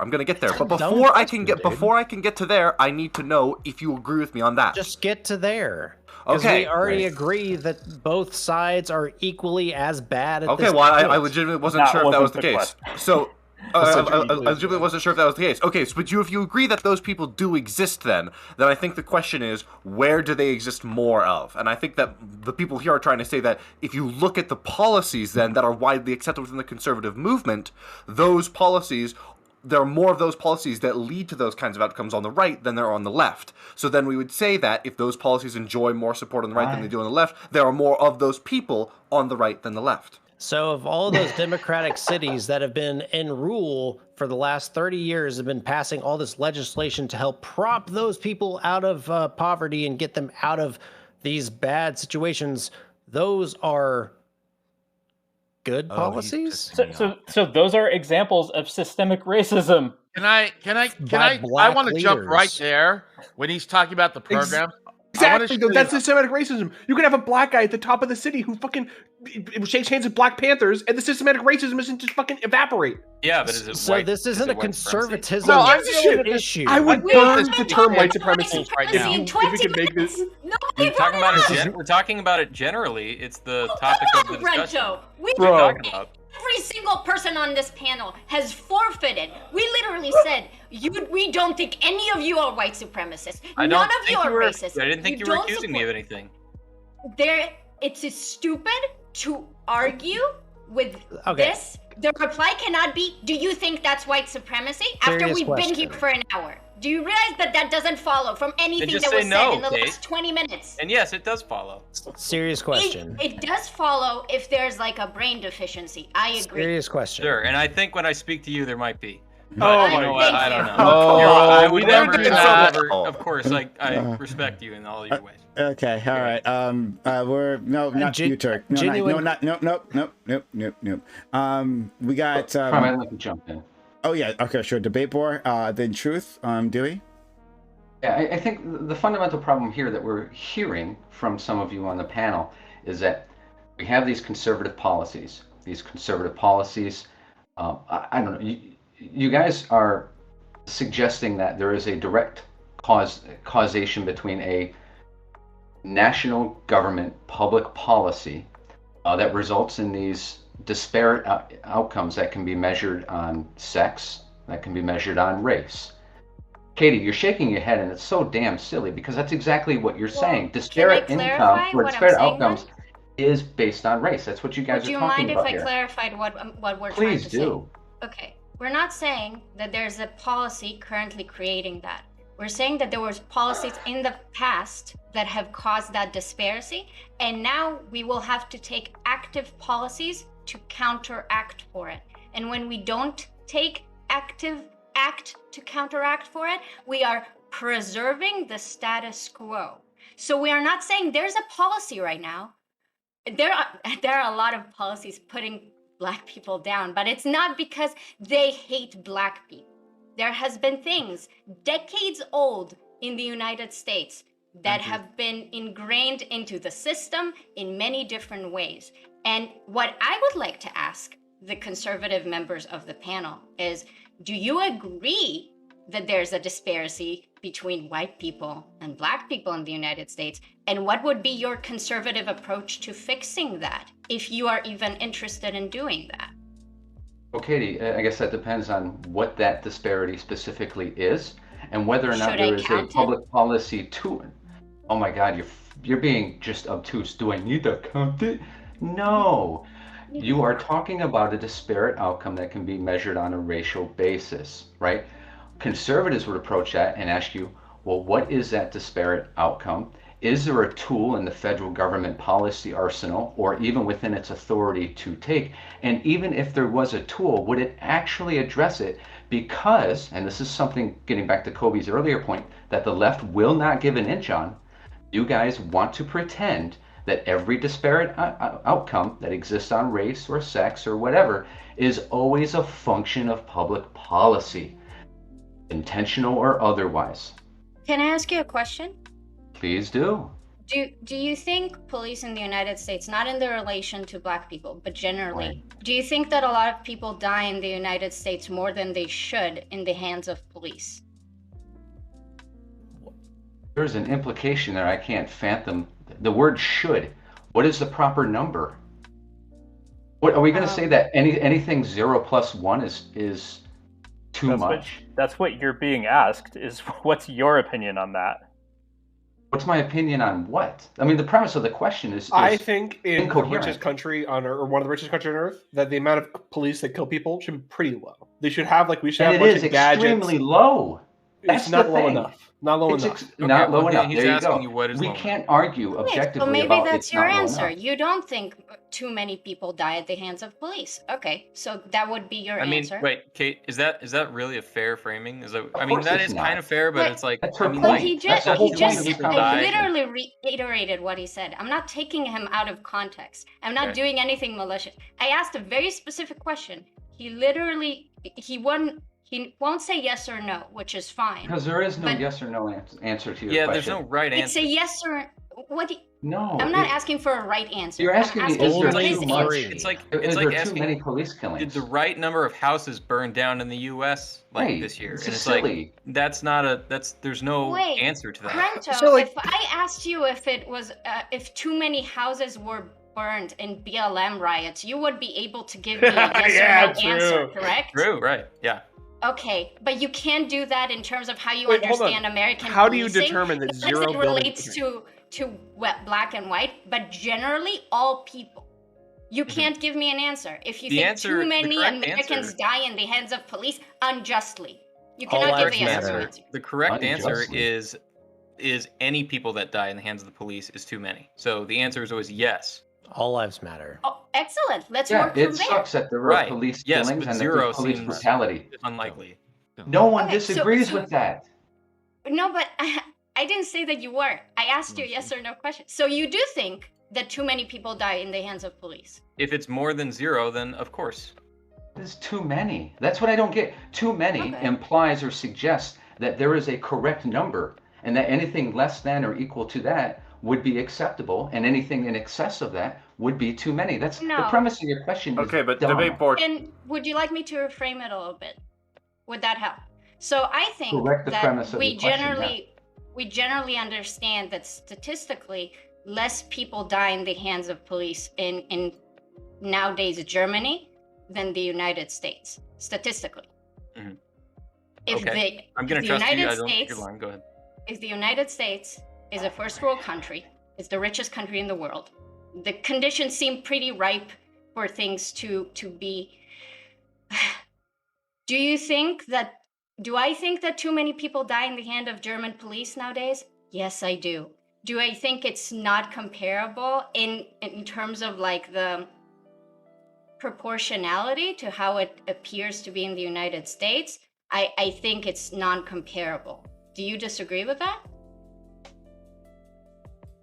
I have no idea what you said. I have nothing to look at. If you say it's less, then I would have to say less is better. But I mean, guess, I have Katie, nothing to look at, but sure. What you're trying to suggest is that if we look at the U.S. And compare to other countries, does the U.S. have a higher incidence of police killings of citizens than other countries? That answer may be yes or no, depending on the country. The U.S., though, has a much different culture than these other countries, where it's far more violent, right? I understand. Far more firearms, right, are in the system or in the hands of people. So your question about whether or not there's too many, countering for the culture, correct? I don't know if it's proportionate or not, because again, whether it's proportionate or not, you're suggesting that there's a right proportion. There isn't. The fact of the matter is that the number of police killings is vanishingly small.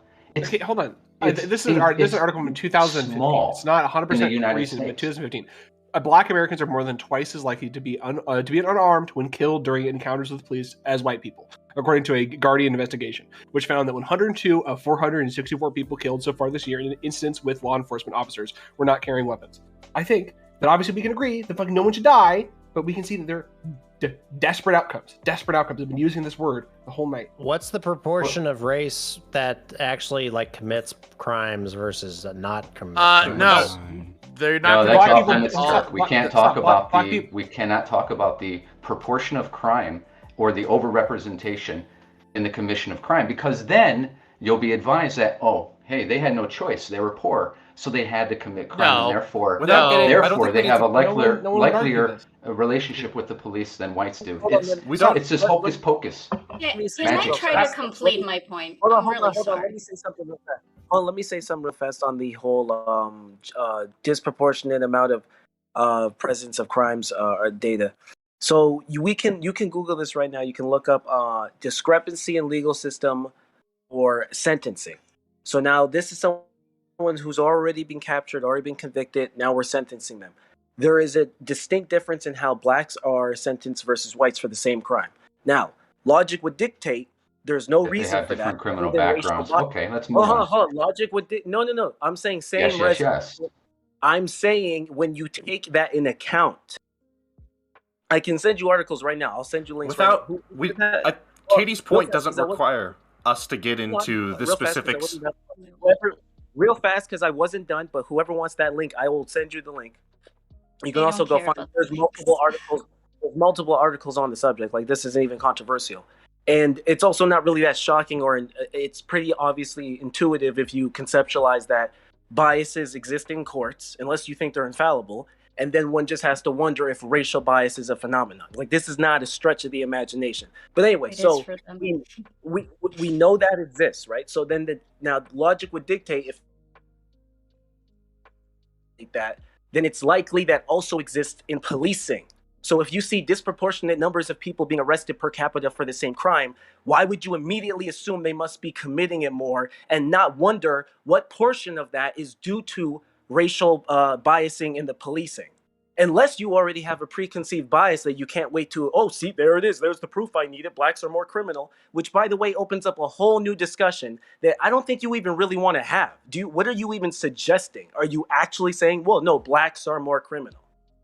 It's genetic. It's in their blood. No, it's not that at all. It's not that at all. But we can't have an honest conversation about the proportion of crime in the U.S. because you guys want to pretend that crime is proportionally committed across racial lines, sex lines, socioeconomic status, etc. It simply is not. Did anyone consequently hear that? If you have a higher incidence of contact with law enforcement, you're going to have more arrests. You're going to have more interactions. So come on. If I agree with you that black people commit more crime, would we move past this point?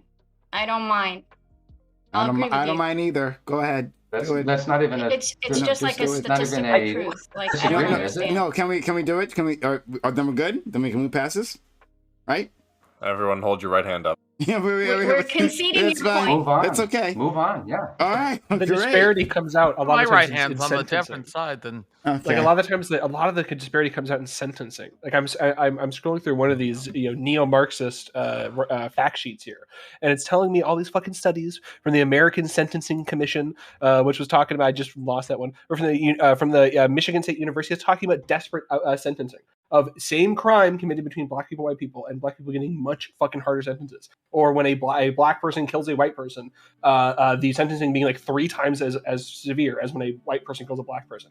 All these kinds of things. Now, maybe, perhaps, it's just coincidence, and just that, and then it is, and that's what it, and that we just live in a world of coincidences. But I don't believe that. I think we live in a materialist world in which there is constant effect. Okay, I don't think that black people are just judges are just randomly picking. I would even say, I know, sorry. How do you feel about recidivism? So let's go. Sorry, hold on. Hold on. That's different. That's different. Yeah. So I'm dealing with this. Okay, I think all 4th graders are brilliant. I do. Everywhere we go. But if you go up the hill, there's Cosgrove Elementary, which is a Catholic private school.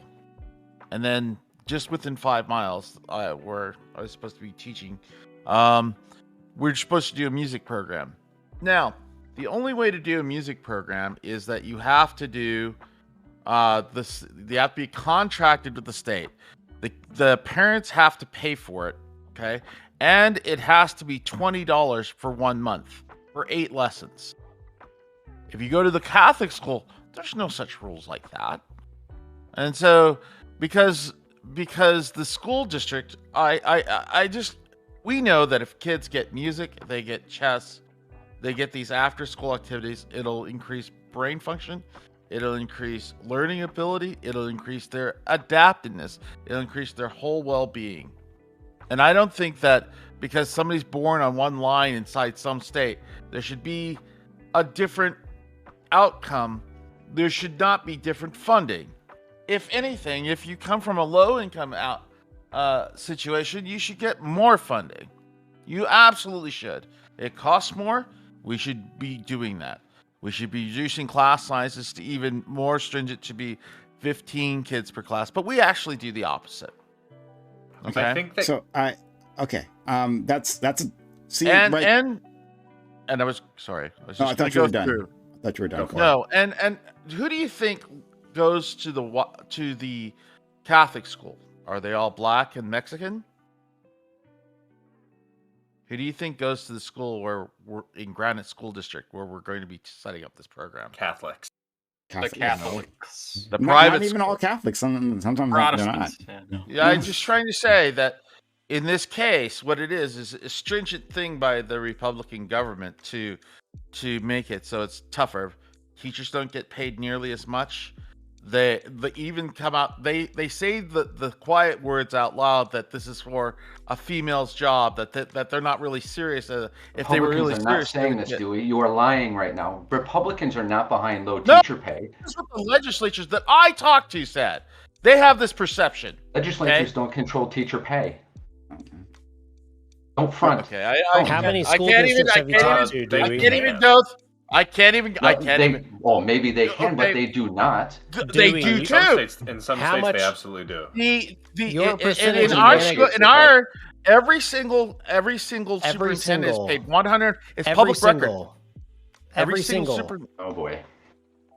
You're using anecdotes to cover these stats that don't back up anything you're saying. These are public records. Every superintendent gets $142,000 a year. Every single. Sure, just let us speak. Okay, yeah, just let them out. Yeah. Okay. Every single, because it goes back in my ear and it's feeding it back. Every single superintendent gets $142,000 a year. I asked a superintendent. This is Utah. Look it up. Then I asked the superintendent. So would you teach? Would you do your job for what a teacher makes? He says, no, I have too much responsibility. Would you teach classes full time? No, that's not enough money.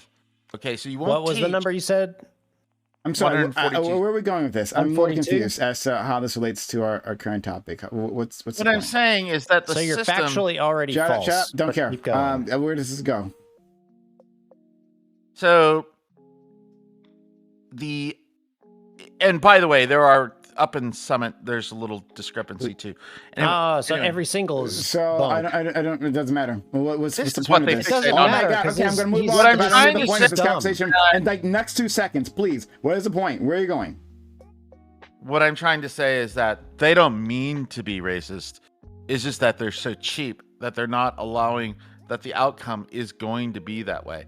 That the system is set up to be that way. And conservatives says, well, if they want them to have those lessons, they should make money so that they can make sure to provide for their own kids. And you're saying you'd have to have rocket-powered bootstraps to do that, and they don't have bootstraps. Okay, so okay, I want to get to a few people here. So we have Cricket, we have the Turk, we have Doobie. I know he wants to say something. And I'm sure debate boy, you want to say something too? Okay, sure. We'll get to you. I gotta hop out. I've enjoyed the conversation. Love you, Kobe. Thanks for coming through. All right, anyway. So I'll say this. I actually have a disagreement with Kate here. Is that I know it's rare. It never happens, and it pains me.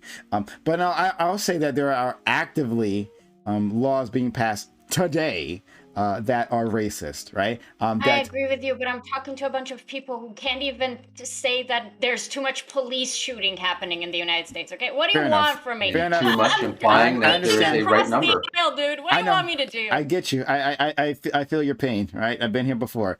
All I've tried to do was literally ask debate board, what does he want to do to maybe try to prevent less people dying in the hands of police?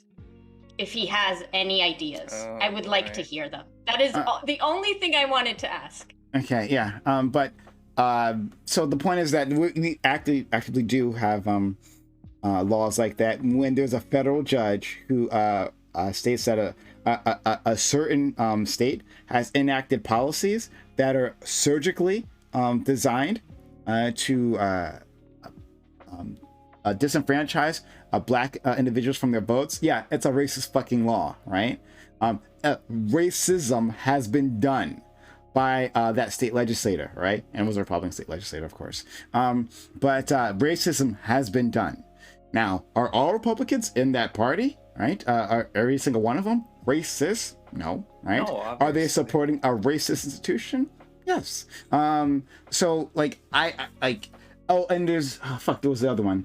And I guess to jump off Dewey's point, talking about schools, right? Schools that like get disparate funding, right? The fact that we don't change that, we understand that there are disparate impacts in certain schools in certain neighborhoods, right? The outcomes are different because the funding is different, which I'm hoping everyone here can agree on, right? Unless you're saying that it must be genetic why those people aren't doing as well. I don't know. But assuming you're not saying something like that, or we're just not getting as much money. We're genetically not getting as much money. Yeah. Yes, that's a genetic cause why we're not getting that much money. Even the liberals are passively. So, but one last thing before I hand it off. I gotta do this. This is an interruption to everything. But because Boji's in chat. You see her? Boji's in chat. That's the one with the pink name. And number 3 sub-gifter there, right? Boji's in chat. I'm relatively sure that it's still her birthday. I'm pretty sure that in her time zone. Well, let's assume that it is. So anyway, Boji wanted to wish you happy birthday. And so everyone here is going to be singing. I'm going to see all your squares fucking lighting up. Oh, yeah. Happy birthday. Right. Everyone, unmute yourself. It's time. Happy birthday. Here we're doing. Happy birthday to you. Happy birthday to you. Happy birthday, Boji. Happy birthday. Katie, fuck you. Unmute yourself. Okay, anyway. So just wanted to do that for our friend. She's a kind individual. I really love her, all right? And she's just been great to this community, to me personally. So I had to take the time out of the day. All right, so we're going to get back to the content now. Fuck, who did I say? I said, Cricket, go.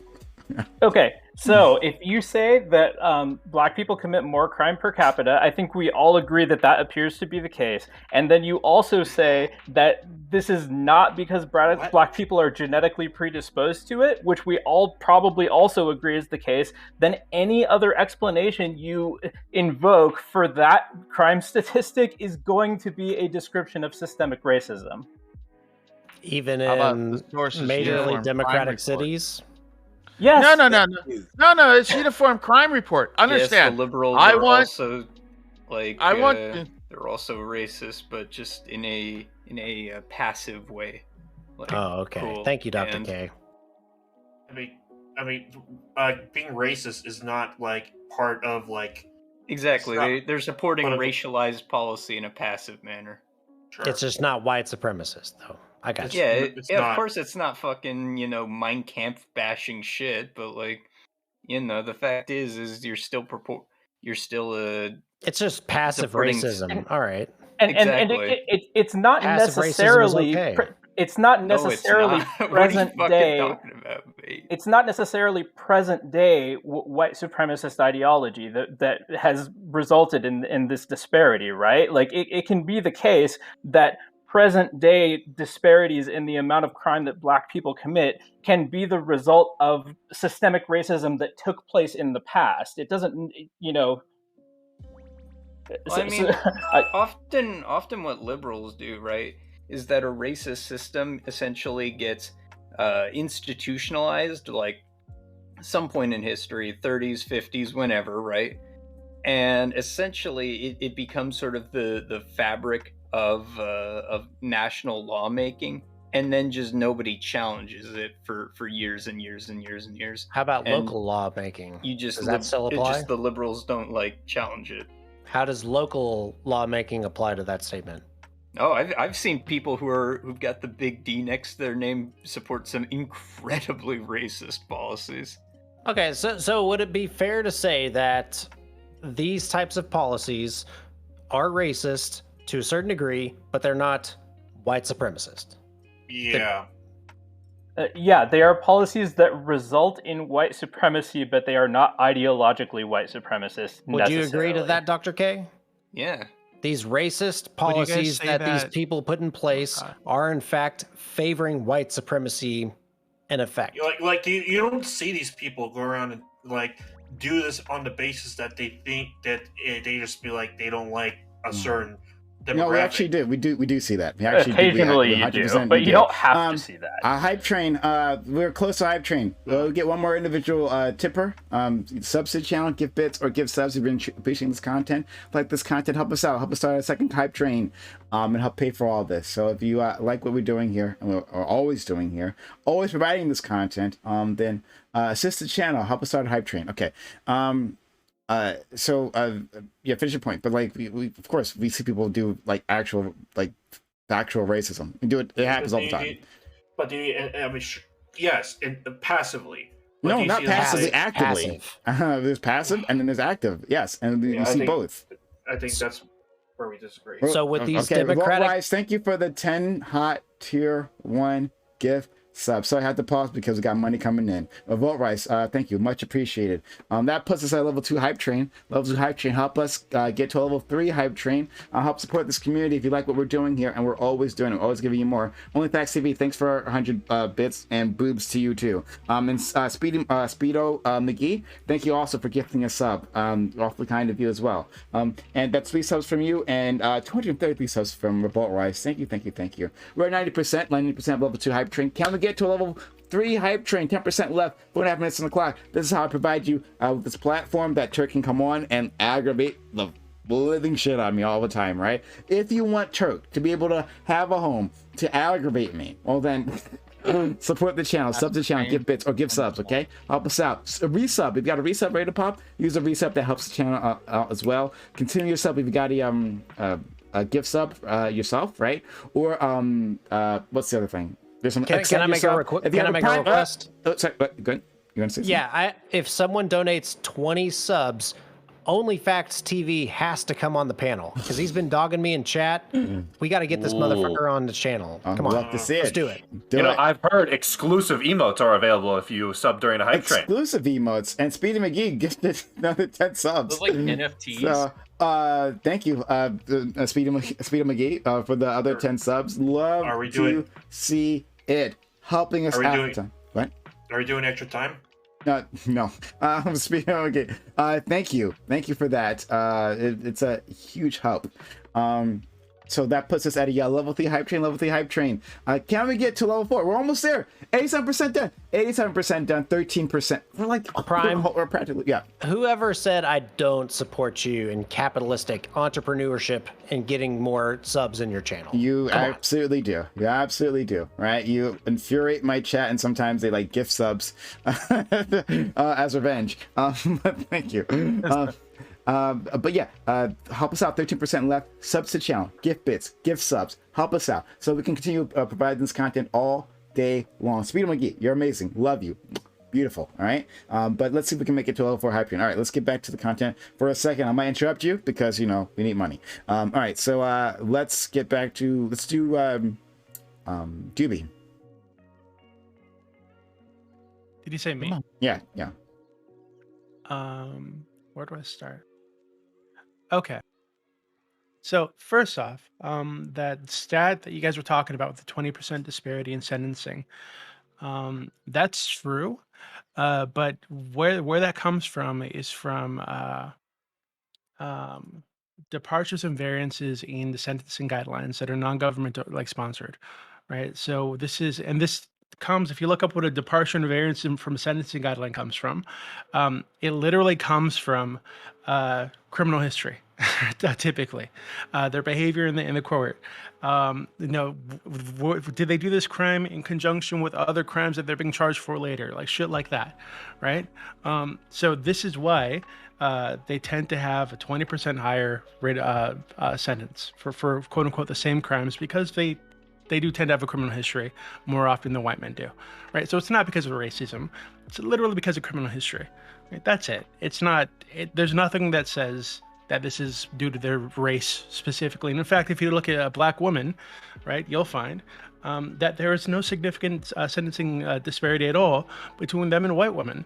If you look at government-sponsored departures and variances in sentencing between black and white men, there's, again, no disparity there, right? It's non-government sponsored, and it's when they take into effect things like criminal history that you find this disparity. So that's where that's from. Okay, that's. And before you respond, money. Sure. Speedy McGee, thank you for the 5. Another 5. You've been amazing. I'm sorry. Thanks for being so kind. Being super that's kind. 10. That's 15 so far. 5 more, Speedy, and freaking OnlyFacts has to come on. Yeah, OnlyFacts, we got a spot here. We get at least 5 more subs, and since Turk said it must be true. Then you got to come on. So anyway, we're at level 4 hype train. The bat signal is up. Level 4 hype train. Look, get OnlyFacts on here, right? And so that he can yell at Turk in living color. Okay, 26% done. 74% left. It was a good show. 74% left. 4 minutes on the clock. Right, 4 minutes on the clock. Can we get to level 5 hype train? If you're appreciating this, right? Do we have any more heroes in chat? Heroes like you, who appreciate what we're doing here, who like having this platform here all the time, every day, right? If you enjoy this, then be so kind, help us out. Sub to the channel, gift bits, give subs, use your Amazon Prime / Prime Gaming, own this community. You got it. Use it here, right? Because we're always here around here providing that content. So if it's for free, toss us that Prime sub, please. Okay, help us make it there. 3.5 minutes on the clock. All right, you can respond, Turk, right? One more thing, okay. If that's okay. I was just going to call Doobie out for not putting out statistics so I can actually see what he's talking about, because I don't trust Doobie. I'm gonna post Doobie's so full of shit all the time. Come on. I'm evil. I know. I scare you Doobie guys. 24. Come on. I'm like an evil Nazi person. I'm gonna post this in chat for you. Okay. VC chat. Yes. Sure, BC chat. Okay. Mainly because I love your statistic and it like blows up everyone else's argument, and I love it. It's great. Okay. Well, I appreciate that you're like verifying it. That actually makes me feel good. So I think it was the U.S. Commission on Sentencing that, like in 2012, 2013, that found the 20%. Oh, United States disparity. Sentencing Commission? That's got to be racist. Come on. Right. Yeah, okay. No, And I mean, if you wait, hold on. I don't think anybody disagrees that the sentencing disparity exists. Well, what happens though is that it's just passive racism. All right. No. Okay, you guys missed it. I don't know It's if you weren't paying passive. attention. No, it's Turk, please. Okay, where that comes from is departures and variances in the sentencing guidelines. And if you look up what that is, Right. where did these departures come from, whether non-government sponsored, it's from criminal history. And That's right. so it's literally, hey, when they take criminal history into account or the other crimes are being charged with into account, yes, black men do tend to have longer sentences than white men because of their criminal history. That's literally, if you were to compare this to cases where they don't have departures or variances in the sentencing guidelines, they get the exact same fucking sentences. Speedo, you go. Speedo. Only facts. Well, and it's not just. Thank you it's for not the, just. Sorry, and I'll let you go right after. I promise. Speedo McGee, of another 5 subs. They want OnlyFacts TV on here. OnlyFacts, get up here now. But thank you so much, Speedo. You've done too much. Already been super kind. I really appreciate you. We're at 65% of level 4 hype train. 35% left. 90 seconds on the clock. Can we get to a level 5 hype train? It might be a possibility if we get a little more help, a few more heroes in chat. We're preaching this like Tobis, getting another 300 bits after getting 100 bits previously. So 400 bits total. 69%. It's a great number. But let's move. There's another 69 waiting for us in a level 5 hype train. Let's see if we can get 69% at level 5. So we're getting there. We're getting very close. 31% left. Can we make it to a level 5 hype train? A minute on the clock. Subs to the channel. Gift bits. Gift subs, right? Support this community that is always here supporting you with more content. If you appreciate what we're doing, if you love what we're doing, if you hate what we're doing, right, but still want more of it, then subs to the channel, gift bits, or gift subs and assist us. With less than a minute left on the clock. Thank you so much for everyone who has supported us so far. Debate board. I apologize for interrupting you. Oh, no. Hey, your panel, man. Get those bits, get those subs. People, do your thing in the next minute. Let's go. Addressing Doobie's point, I don't think that generally folks are disagreeing that there are sentencing disparities. In fact, folks who know what they're talking about recognize that these sentencing disparities, as Doobie just described, can almost nearly be explained away by differences in criminal records, differences in charging outcomes, right? More importantly, though, what happens is that folks who have a very specific agenda, arguing that conservatives or arguing that conservative-inspired policies are here to maintain white supremacy, use that disparity as evidence of either systematic problem or an intentional effort to maintain white supremacy, even if you conflate it with white nationalism. That's a huge problem, and I wish we could move away from that. And it's easy to when you actually look at the evidence that's available. And I just wanted to hit on one more thing that I think is relevant to the conversation. You guys were talking about how like liberals also do racist things, but it's like a softer kind of racism. Passive. Passive racism, yeah. Dr. K explicitly said that, yes. Yeah, I thought it was interesting that one of the policies that was killed by this kind of passive racism was brought up earlier, which is stop and frisk. Stop and frisk actually did a lot to help the black and brown communities in New York. Drove down crime a ton, lowered the rates of violence and people carrying around guns and drugs, which is what this policy was targeting. It actually, I think they said like in the highest year, right? Like 80% of the people stopped and frisked were black or brown. But if you look at the rates of the crimes that they're committing, they're like you won't find a year where they're not 90%, where those people are 90% of the crime that they were looking for, right? Of the perpetrators and the victims. And because that's the case, they were in communities that were black and brown. So yeah, of course, if you're in a community that's full of black and brown people that are being plagued by violent people within the community, you're going to tend to stop and frisk more black and brown people. That just makes sense. Cite your sources on that. I will do that for you. Yeah. So I want you to say it here in policy, VC. What is the name of this source? Policy? It's the NYPD, but there are plenty of other sources that I can find. The NYPD, great. The wait, racist institution. And also the ACLU of New York. Okay. Very You've racist been institution. lying this whole time. I had to look it up. No, you've been lying this whole time. So hold on 1 second before you go off on him, and please go off on him. We are at level 5 hype train. I dare you. Because Revolt Rise gifting, was it 5 more subs, and then Rock You to Sleep gifting 200 bits, Eucharist gifting 100 bits. We are at 7% of the level 5 hype train. 93% left. Can we get to a maximum hype train, or maybe even 69%? 69% of the level 5 hype train. Let's shoot for that. Subs to the channel, gift bits, gift subs. Help us out. 2 minutes left on the clock, less than 2 minutes left on the clock. Can we make it, right? Thank you to all the kind individuals who've been helping us out so far, who pushed us this far. It really does help us a lot. Like, I cannot do this without kind people like you. Keep coming back, right? Who keep supporting this community. Thank you. If you like all this content that we're always providing, if you like these voices yelling at each other, right? If you like Doobie coming on and being wrong, right? I give him the space to do that because you are here to help me, all right? Turk, too, right? Debate board as well, right? I give all these people who can come on, right? Test their intellectual metal against me and then come up short, but that happens for you. I'm sorry. I'm being mean. I apologize. I'm being mean. I'm sorry. Terrible. I'm sorry. Weaponizing the donut. So I shouldn't have said you were lying, because that's uncharitable. But you're, like Prime said, you are incorrect. You can look it up, and I just had to. The study we're referencing takes into account priors. It's actually specific. It goes out of its way to say all things being equal, other factors included.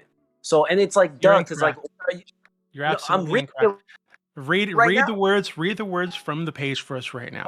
I've got it right in front. It says black male offenders receive sentences on average. No, wait, hold on. I'd like Oh, you wanted me to read it, or do you want me to not read it? 24% longer than similarly situated white male offenders, accounting for violence in an offender's past in fiscal year 2016. Okay, violence, not criminal history. Violence in the criminal history, right?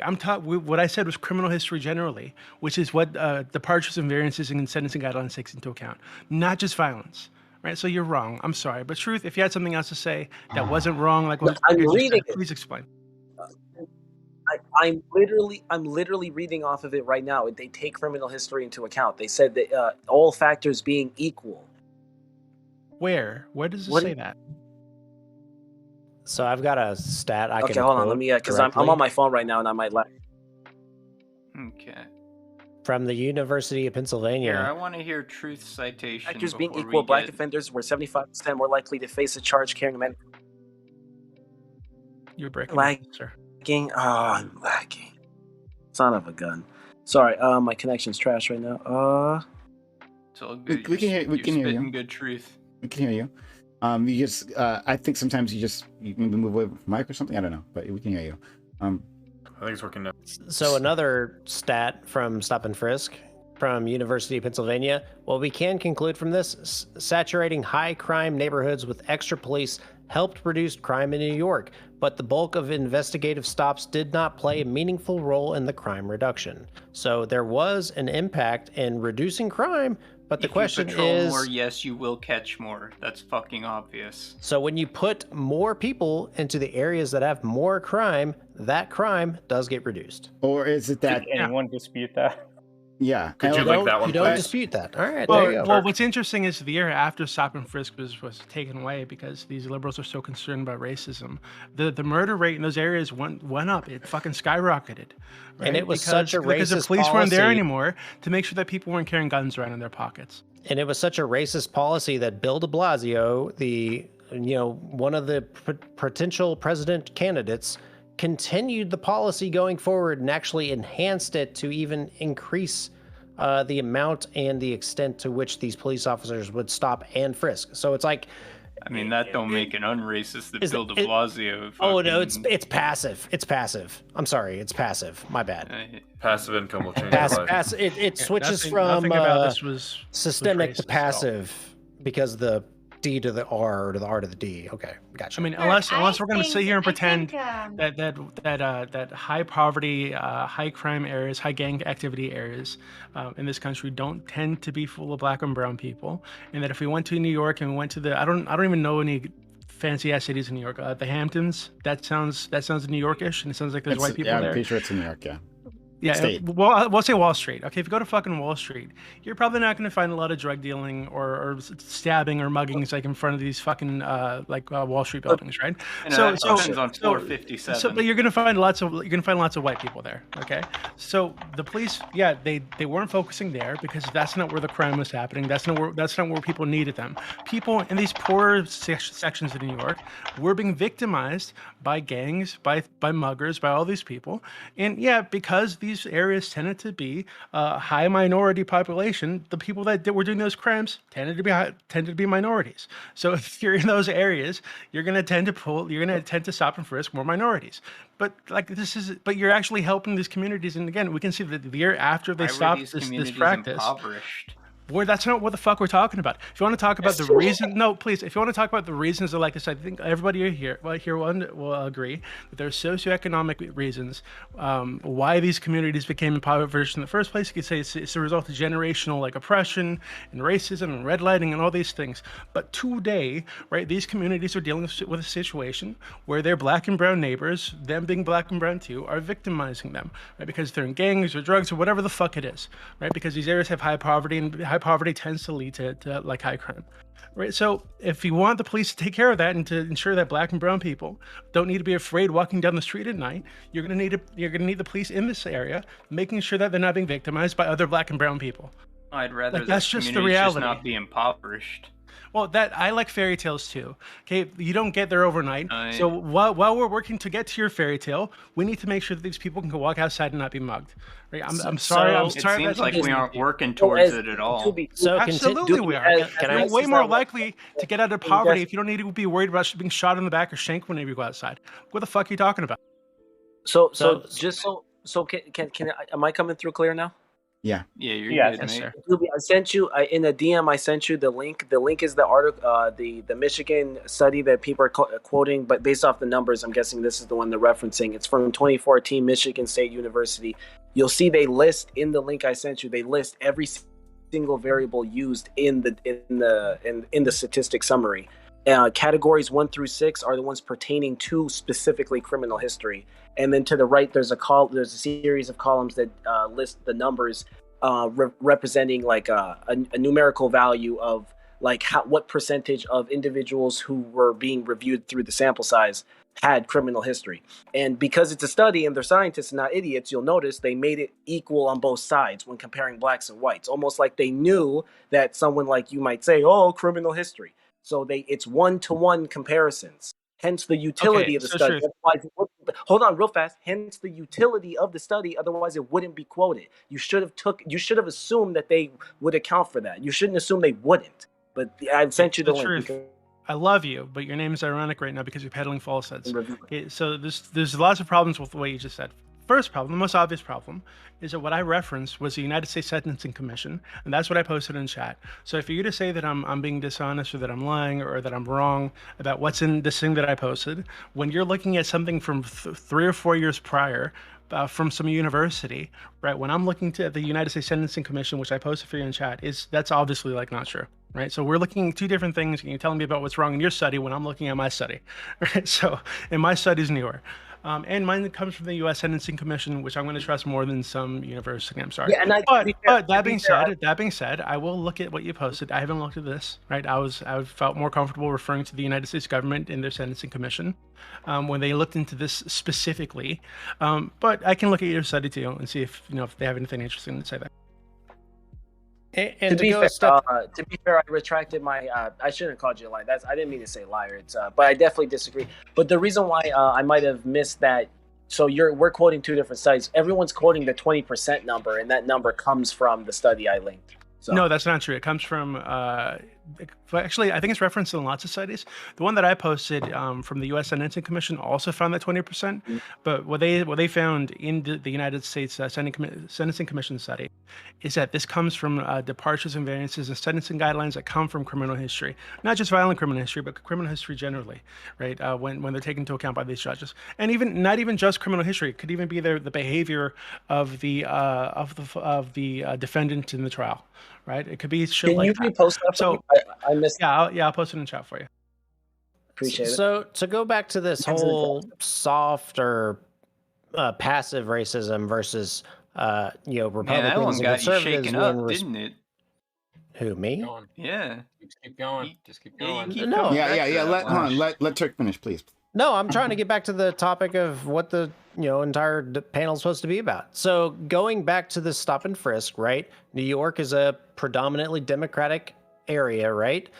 Go back to like the 1960s up until now. How many Republican governors or mayors have been in New York? Would we say that the majority of policy holders in the city of New York have been Democrat? So, I'll tackle this, right? And this is what we say all the time. It eventually ends up here.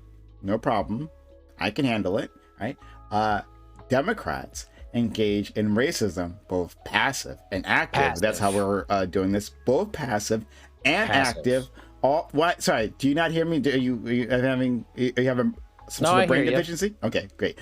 So passive and active all the time. President Joe Biden engaged in active racism, right? He actively used like the super predator narrative, right, to unleash anti-black policies on America, right? He actually pushed that. He wanted to be tied to that, right? Using racial animus to advance his political career. That's Joe Biden, the current president, right? So fuck him, right? And Black Allen will take the 300 bits. So I have no problem saying that Democrats do that as well. However, liberalism. I'm not going to defend liberalism. I'll defend progressivism, not liberalism, because fuck liberals. I think progressives can't be this. I would say progressive. No. Progressives can engage in racism, right? Obviously, they just generally seek not to. They're the policies in and of itself, not progressivism. And again, you're doing this whole thing of like, let's look at the individual. I'm looking at the policies in general. What do the policies actually do? What are the outcomes of those policies, right? Do they have disparate impacts, negative disparate impacts, right? Well, that's the what policies... I'm looking at. And that's what you literally can't do. That's why you literally keep deflecting to this, right? Oh, well, what about this individual progressive or this individual? Oh, let's look at the mayors, right? Were all the mayors racist? It's nonsense. No. Can I respond? All right, Turk, what do you want from a policy level? Let's So what I'm saying is, from a policy level, from New York City, a pretty progressive city currently, it might not have been as progressive. It's liberal. So New York City is not a progressive city. Not a progressive city. Like in terms of its management, you're talking about its management. Yeah. I mean, talking about if it's people, then I'd say it's people. But if you're talking about its management, then it's liberal. Go ahead. Exactly. Is there any existing progressive city? Is there a city that exists that is progressive? I don't. Francisco. Maybe San Francisco. Then it's kind of like a oxymoron. Our friend Captain A. Jones might argue against San Francisco being progressive. I'm not exactly sure. I don't know which one has that kind of management. So according to Dr. K, there's no U.S. city that is air quote progressive. And according to PrimeCayes, I don't know every fucking city be. like some fucking psychic, right? I don't know the makeup of every city's fucking city council, right? I'm certain there's possibly some cities out there where progressives make up the majority. And in fact, I'd be fascinated to learn more about what kind of policy they're pushing for, because I'd want to be using that probably as a template to learn from, right? Well, I know that there are quite a few. But New York is definitely not. Austin I know there's is quite a progressive few cities. city. Wow, I guess I'm not talking. Fact. I know there's quite a few cities that have very progressive people on their councils in various places. I know I got one in my own LA. I know that there's one in up in Seattle. But aside from those two, I don't know at the city council level too many off the top of my fucking head. What's the one in Seattle? Seattle is a city, so I mean, are you saying Seattle, or you mean like an area or something? No, there's a city councilman in Seattle who's so the councilwoman. I'm thinking of Sharma Sawant. Yeah. Oh God, Seattle's pretty progressive. Well, she's a fucking socialist, so I will say she's progressive enough. She's a nut job. And that's my entire point here. It's like, okay, we can all agree that New York has done some racist things, right? We don't want to pin it on either being them being white supremacist. I don't think y'all would say that they would have been white supremacist. You could have said that they were being passive racist, right? And then if you go to the far or further left from there, there's not many progressives, standards that are being actively racist in their actions right now that would constitute supremacy of some sort. So it's like y'all's definition. Can you give me a policy again, right? Rather than us like having to magically know, like all like have a database of all the initiatives passed in each city, right? So that we can categorize them that way. Come up with a policy. I've talked about policies again. So from the very beginning, I've talked about policies. Maybe you're catching up now. I've talked about policies. I've talked about policies and their impact from the beginning. I gotcha. So can you give me a policy, right? And I'd love to hear from the other conservatives policies that progressives maybe are doing that are So from like San Francisco, Berkeley, other of that if type it's a of progressive cities. policy, because I don't know. What's your definition of a progressive policy that could we're gonna be do racist? this again? What's the definition of progressive? You're not sure about that either? No, it's fine. Okay. If it's we'll have to. You're asking me to find one. I'm going to look for one. Okay. I want to make sure we're going for the right answer. Is that not a fair, Here, I'll level set? set forward a standard for progressive policies. If it is endorsed by multiple progressive organizations, right? Specifically Like at a what? national level. Bad metric. I think that's a good metric. What DSA, Greens, things like that. But what is a progressive organization? Democratic This is gonna Socialists of run America. I know. Just don't bother. Okay, progressivism is a political philosophy in support of social reform based on the idea of progress in which advancements in science, technology, economic development, and societal organizations are vital in the improvement of the human condition. Progressivism became highly significant during the Age of Enlightenment. Okay, I don't need that part. We can... Now we're relying on definitions. You literally fucking asked me. You literally fucking asked me. Yeah. What? I know. I'm making that chain, buddy. Okay, fair enough. Bad Fair time enough. for Okay. bait. You triggered me. Fair enough. All right, got me. I did. Yeah. All right. But okay. The OnlyFacts. OnlyFacts is here. At the request of the Turk. OnlyFacts, go ahead. No. He said he kept calling me out in chat, and he hasn't said a word since he joined. So. Okay, OnlyFacts, go ahead. Yeah. So I'm only here because of Primes, King Primes. I am here in your service. I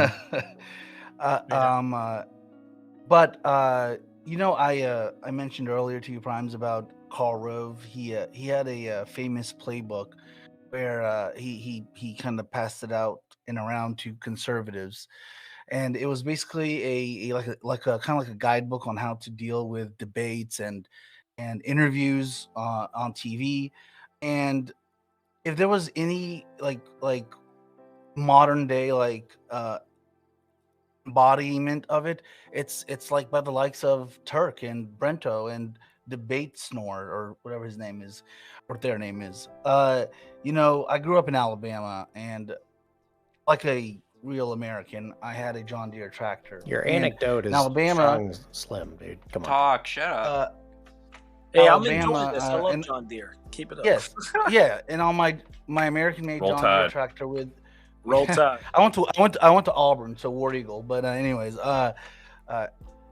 it would get wet in the wet months of the year, and kind of like this panel, it started out great, and then we got stuck in the mud. And what's that mud? It's the semantic virtue signaling. What is racism? What is this? What is supremacy? I mean, ever since this panel started to this point, you guys are stuck in the mud, going forwards and backwards. And right now the tractor's overheating. And I usually run away when the tractor's overheating. But since somebody, I've got their name, donated 20 subs, I want to show my face to everybody, and I'll take questions or respond to whatever things. So you were calling me out explicitly in chat. Why don't you do that right now instead of just saying, "Hey, chat, here I am." Talk to me right now. I feel like I yearn for a time when there are conservatives that add fruitful commentary and ideas to the panel. I find ourselves too many times stuck in the mud, going over definitions that are no, but I have to say it again because you guys keep asking the same questions over again. Over basic terms, basic concepts, and fundamental understandings that, after you ask it once or twice, it's like maybe you don't know. Second time, maybe you forgot. But when it's like the 10th time and the whole debate panel is stuck on it, it becomes seem either bad faith or incompetence. But what I don't see is good ideas, good facts, historical, basis for anything that's brought to the table. I hear, snickering and trolling in the background when other people are talking amongst yourselves. So, if there is, but I will not castigate all conservatives as such, because I know I think Eucharist is a conservative, and every time I see him speak, I can't discern him from anybody else because I think he's a bright person that you guys could look up to. I rest my case. Turk, I guess you can. Okay. Respond. And then Brento. I guess I'm not sure if this was directed at Turk. I mean, I was mentioned. I'll okay. comment. But go ahead. Brento, go ahead. Sure. No. I felt like maybe you were talking more directly to Turk. You might be talking to me too. But I'll just make my point. You're like, well, we've explained these things many times. It's like we have a disagreement. Like we're hashing out the disagreement, and then we're deciding why we disagree. And you're like, but these are like set things and set terms. It's like you've accepted them. You've accepted them. I don't accept them. I think that they are irrational. I think they make a lot of sense. And I know that to you, that means that you think I'm being impractical or intransigent or something, or dishonest or bad faith.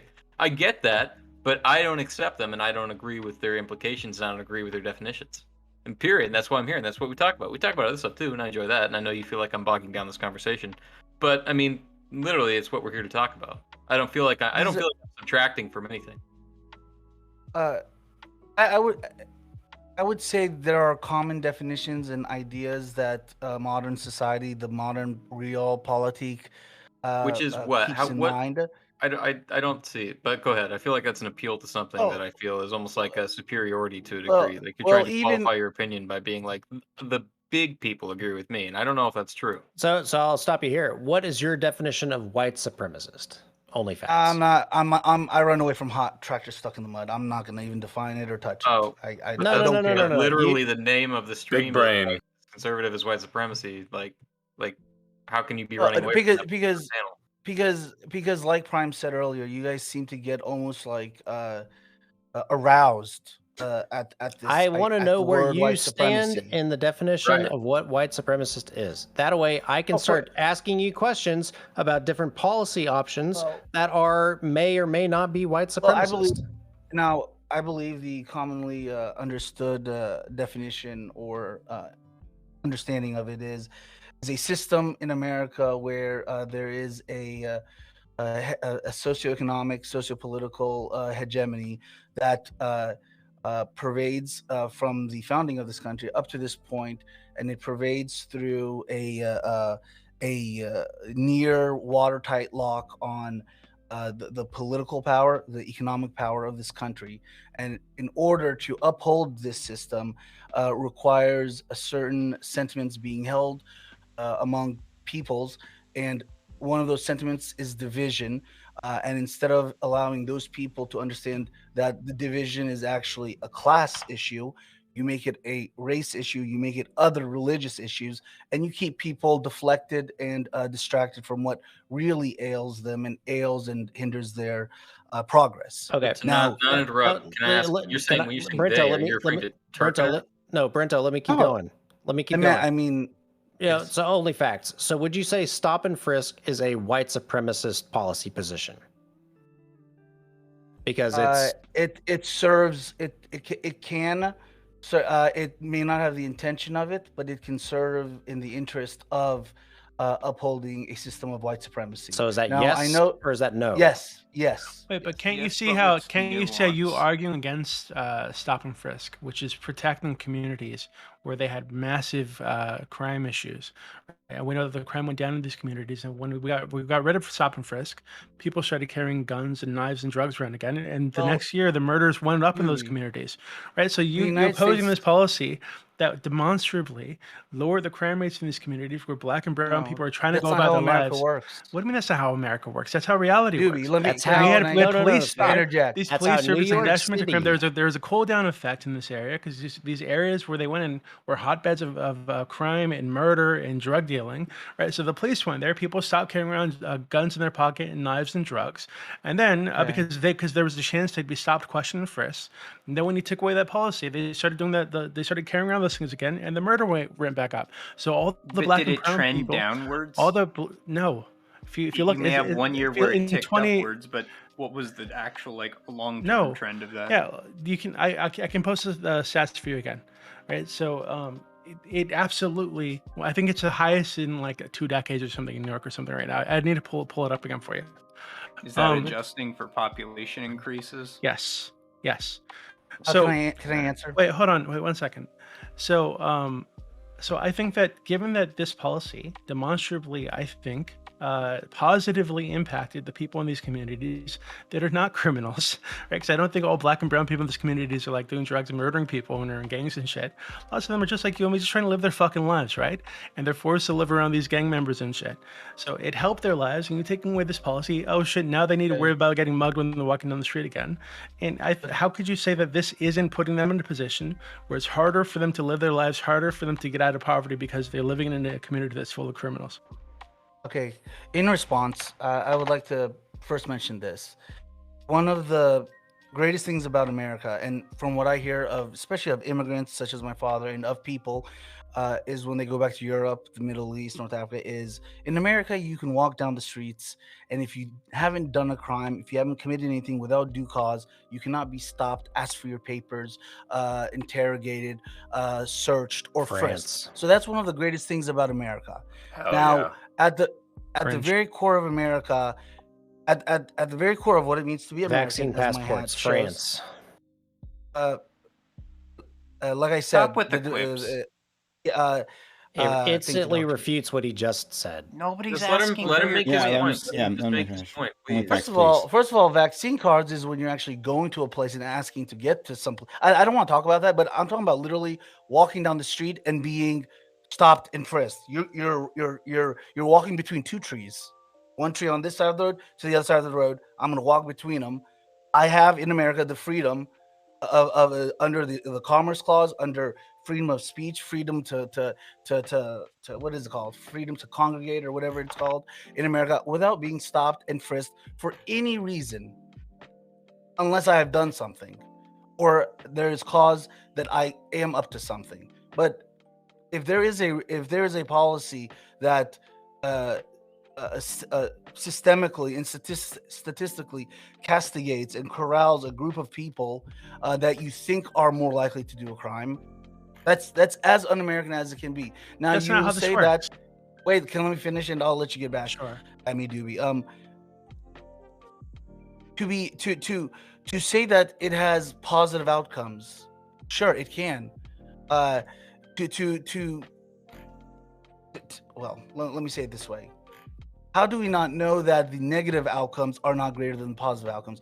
How do we not know that the kids that have to change their routes or have this social and emotional and psychological harm, where they see how police treat their friends and other people that are frisked, and then they have to go and take different routes, and it's always bugging their mind. What toll does it have on the emotional the social psyche?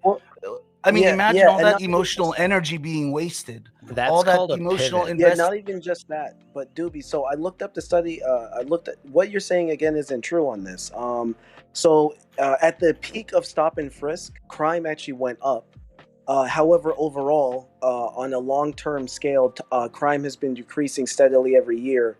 And I'm literally looking at an article. Because that's how right people now respond to there's things. no correlation between the you decrease hear that and police are frisk. doing something, you stop doing it. This is not. No, this is not how. that's how the America- inverse of what the claim was. You years use them. Yeah, I think the greater toll here is on watching so many of your Doobie, what was the neighbors what was the getting gunned claim? down. Doobie, what was the claim? There's a much greater toll on people from that than watching folks being stopped and frisked. You see your friends, your family, your neighbors in huge numbers being killed by your own neighbors. That's a much greater toll. So maybe we ought to talk about that rather than this social guess that you're making. What the hell are you talking about? What the hell are you talking about? Okay, only facts. You suggested that there is no. a What the hell are huge you toll. talking about? Because only facts. no, I will tell you. Because you can talk to me. You can talk about arrests and all this be bullshit. Quiet and I will Wait, tell you. I will no, I explain it won't be again quiet.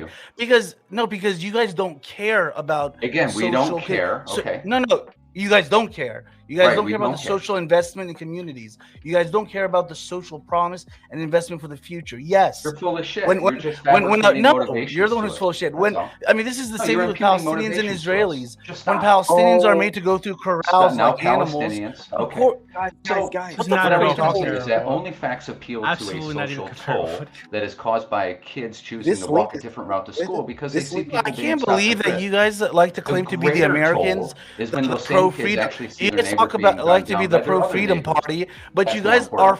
for frisk and whatever it's called, search and frisk. I'm actually like not. this is so antithetical Actually, to only being facts. See, a there, conservative. as I've been posting in Are chat, you I am conservative? actually not Are you for conservative? stop and frisk. Are you a So there go. conservative? Yes, Are you I a am. conservative? Yes, he is. So how are you for search and frisk? Aren't Pardon you guys me? about the freedom of commerce? Aren't you guys for all these stupid I am freedoms not that an you guys? advocate for stop and frisk. You just said you supported it. You're No, talking I to told you Doobie. I did not support it, and I said so in chat. Okay, It's I But you apologize. ignored me in Oh, chat. wait. Can I take But this yeah, moment? from the NYPD's own I'm reports, sorry. it's going downwards can I take a as minute? the number of You're frisks attributing go stuff down. to us. It's Falsely. almost You're like on a roll. being a conservative doesn't necessarily inherently mean you support white supremacy. It's like we it's have also- our own opinions on Nobody things. said that. Nobody said that. Which What? we all That's agreed what I mean to about an the track couple being hours stuck in the ago. mud. Of the panel, only facts. That's I don't what we're wanna- discussing. No. Only- No, that's only not what we're facts- talking. No, it's not what we're talking about because you guys, because you, Yeah. as usual, Turk has proven that he's incapable of separating the individuals from the policies. So, conservatism is the thing that's on trial right now. If are conservatives of supporting institutions that are white supremacists, yes, but also Democrats, right? Like also liberals, also progressives, right? If we support these institutions, we're also supporting that as well. I'm talking about the policies, right? The policies that lead to these things are the conservative policies. Are they inherently white supremacist? I can explain this 20 times. I can do it 30 times. It's it doesn't because matter. I don't accept. I don't do it accept 1,000 your literally doesn't matter. delineation. Can I we- don't accept that. I don't accept that there's a difference. Like, I know if you're you like, don't. I know. Like the only prime. The only reason, if you say like, are you conservative, and if someone says yes, it would be because they hold conservative values or support a conservatism, and you're like, conservatism and being a conservative are not the same thing, and it's like they're inherently related. Hold on. Are the Republican Party and the GOP, the organization itself, like all those the same thing, right? I'm not sure if you're Republican right? Party and the GOP are the same. But you support, right? So the Republican Party is a perfect avatar for your belief system, right? The GOP. No, of course not. No. Okay. All right. So you aren't synonymous with the Republican Party, even though you are a Republican, right? No. Oh, okay. But what? Great. I mean, Well, there's no then- two things that are perfectly synonymous, because Oh, if something's perfectly synonymous, then it's not two things. It's one thing.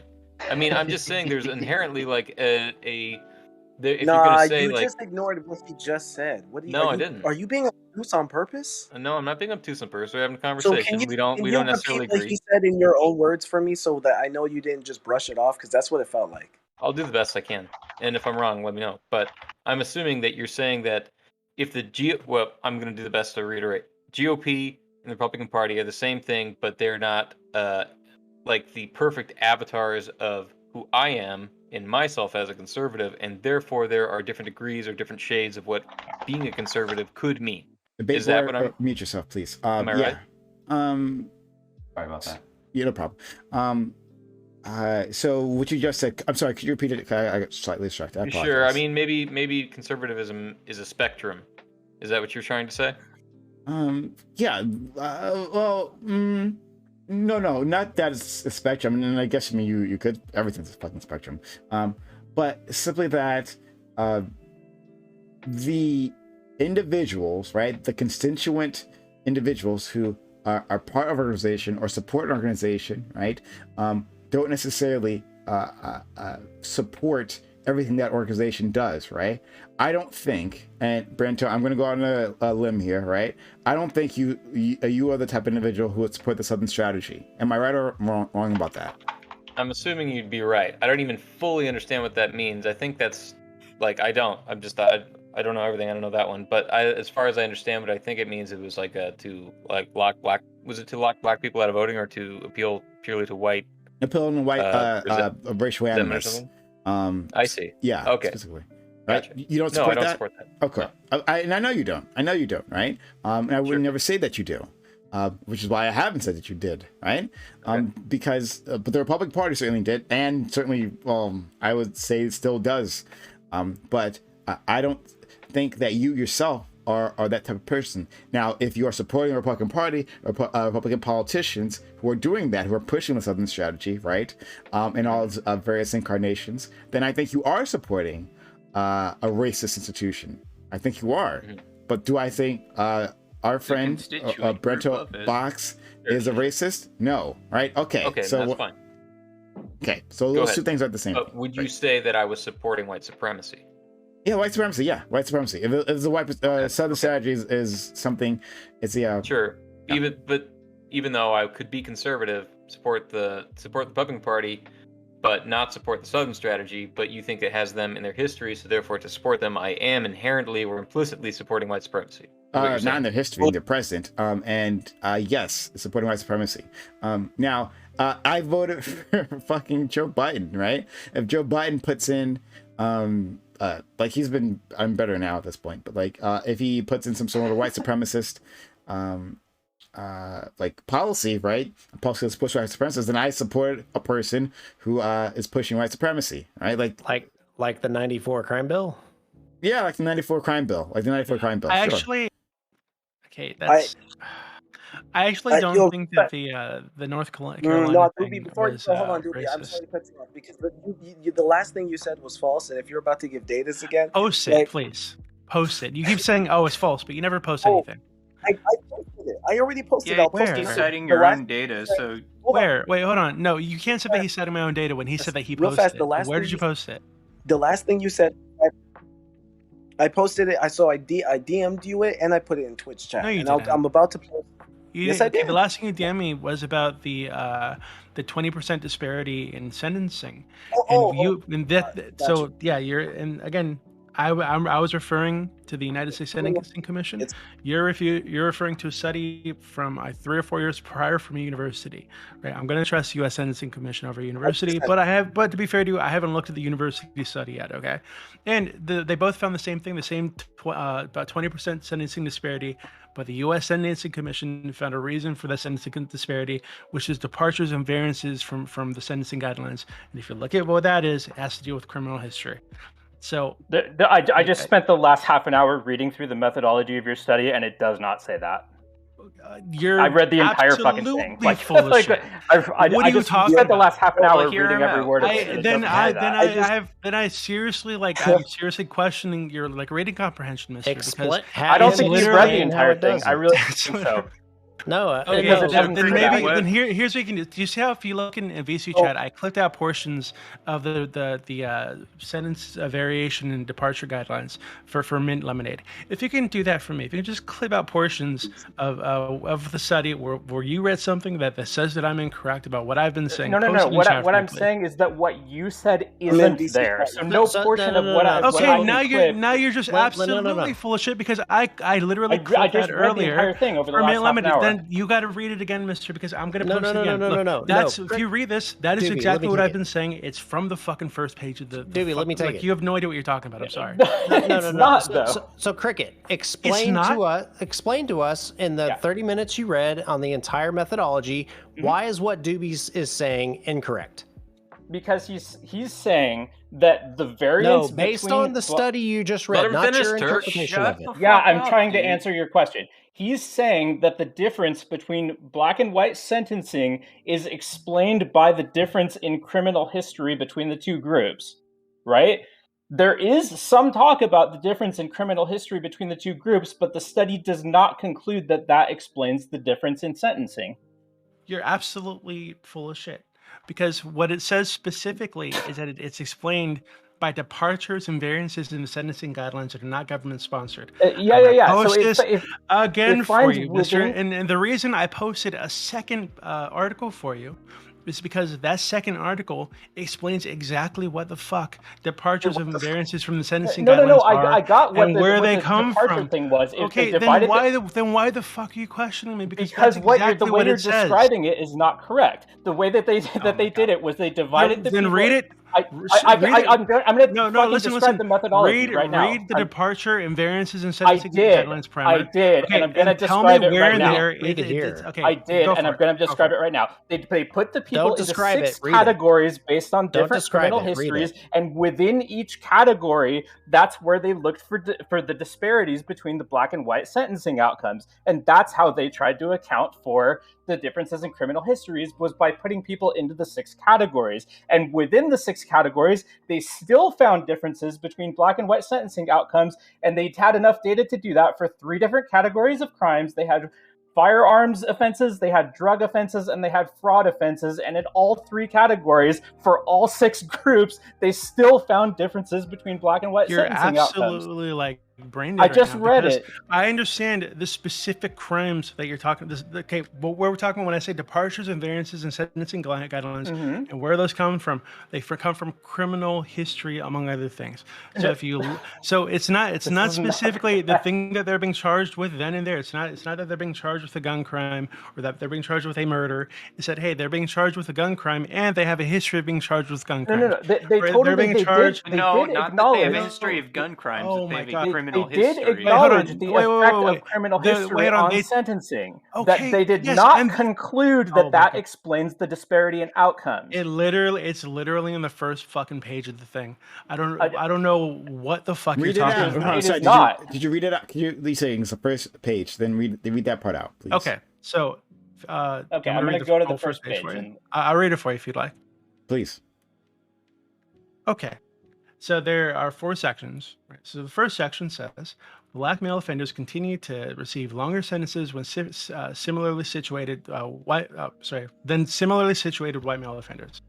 Black male offenders receive sentences on average 19.1% longer than similarly situated white male offenders during the post-report period, fiscal years 2012 to 2016, as they had the prior 4 periods studied.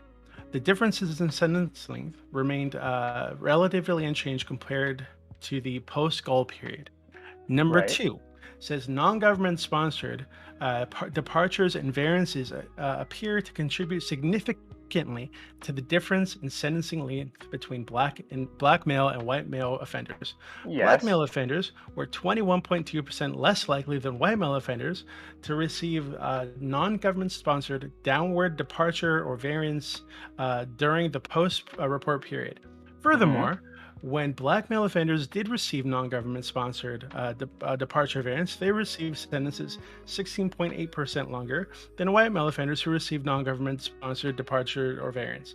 In contrast, there was a 17.9% difference in sentence length between 7.9% longer sentence length. 7.9% difference in sentence length between black male and white male offenders who received sentences within the applicable sentencing guidelines range, and there was no statistically significant difference in sentence lengths between black male and white male offenders who received substantial assistance departure. Yes. Now, if you go down to the third one, it says violence in an offender's criminal history does not appear to account for any of the demographic differences in sentencing. Black male offenders receive sentences on average 20.4% longer than similarly situated white male offenders, accounting for violence in an offender's criminal past in the fiscal year 2016, the only year for which such data is available. The figure is almost the same as the 20.7% difference without accounting for past violence. Thus, violence in an offender's criminal history does not appear to contribute to the sentence imposed to any extent beyond its contribution to the offender's criminal history score determined under the sentencing guidelines. Number 4, female offenders of all races receive shorter sentences than white male offenders during the post-report period, as they had for the prior 4 periods. The differences in sentence length decreased slightly during the 5-year period. After the 2012 Booker report for most offenders, the differences in sentence length fluctuated across all time periods studied for white females, black females, Hispanic females, and other race female offenders. Now, right, so you just read the entire key findings, and it did not say that they concluded that the difference in criminal history explains. You're like baboon level IQ right now. So what I read in number 2, you fucking what didn't, I read, like, what I read in number 2. Oh my god, what I read in number 2 was that non-government sponsored departures and variances appear to contribute significantly to the difference in sentence lengths between black and white male offenders. Right, and that's not the same as saying that they're criminal. You're an actual idiot. Yeah, what's a non-governmental departure?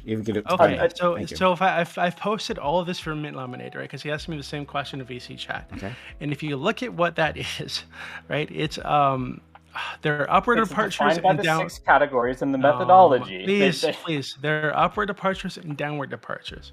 Right, and what this is the judge taking into account the person's criminal history, their behavior in the court, that whether or not they're being charged with this specific thing in conjunction with other things, or there are other things in the works that they're being charged with, or if they've had this behavior before and they weren't charged for it, if it was like dismissed before, like they're taking into account this person's entire criminal history. Amongst and this is why they divided the people into the 6 categories. And within the 6 categories, they still found racial disparities. They did not conclude that explained away the racial disparities. Were the crimes that they were being sentenced for right then and there, it wasn't taken into account the fucking criminal history or the departures and variances. Because when they did, they found that the departures and variances in the sentencing were where the disparity was coming from. Right. So I posted all of this in chat. It didn't say that in the findings. I just read it in the methodology. It didn't say that in the conclusion. It doesn't say it in the data. Are you fucking insane? I have it right in front of me, and you read it, and it wasn't there. I'm going to post this again. It literally explains exactly what this is, and that is what it is. I don't know. It does explain exactly what it is. You're right about that part, and it's not what there is no indication whatsoever that these disparities come from their race. Right? There's every indication that this comes from criminal history. No, I'm not saying things it doesn't say. I literally just fucking read it to you. How can you say it doesn't say that? After they categorized people by criminal history, they still found disparities in race. That's what this study said. Oh my god! It never said that.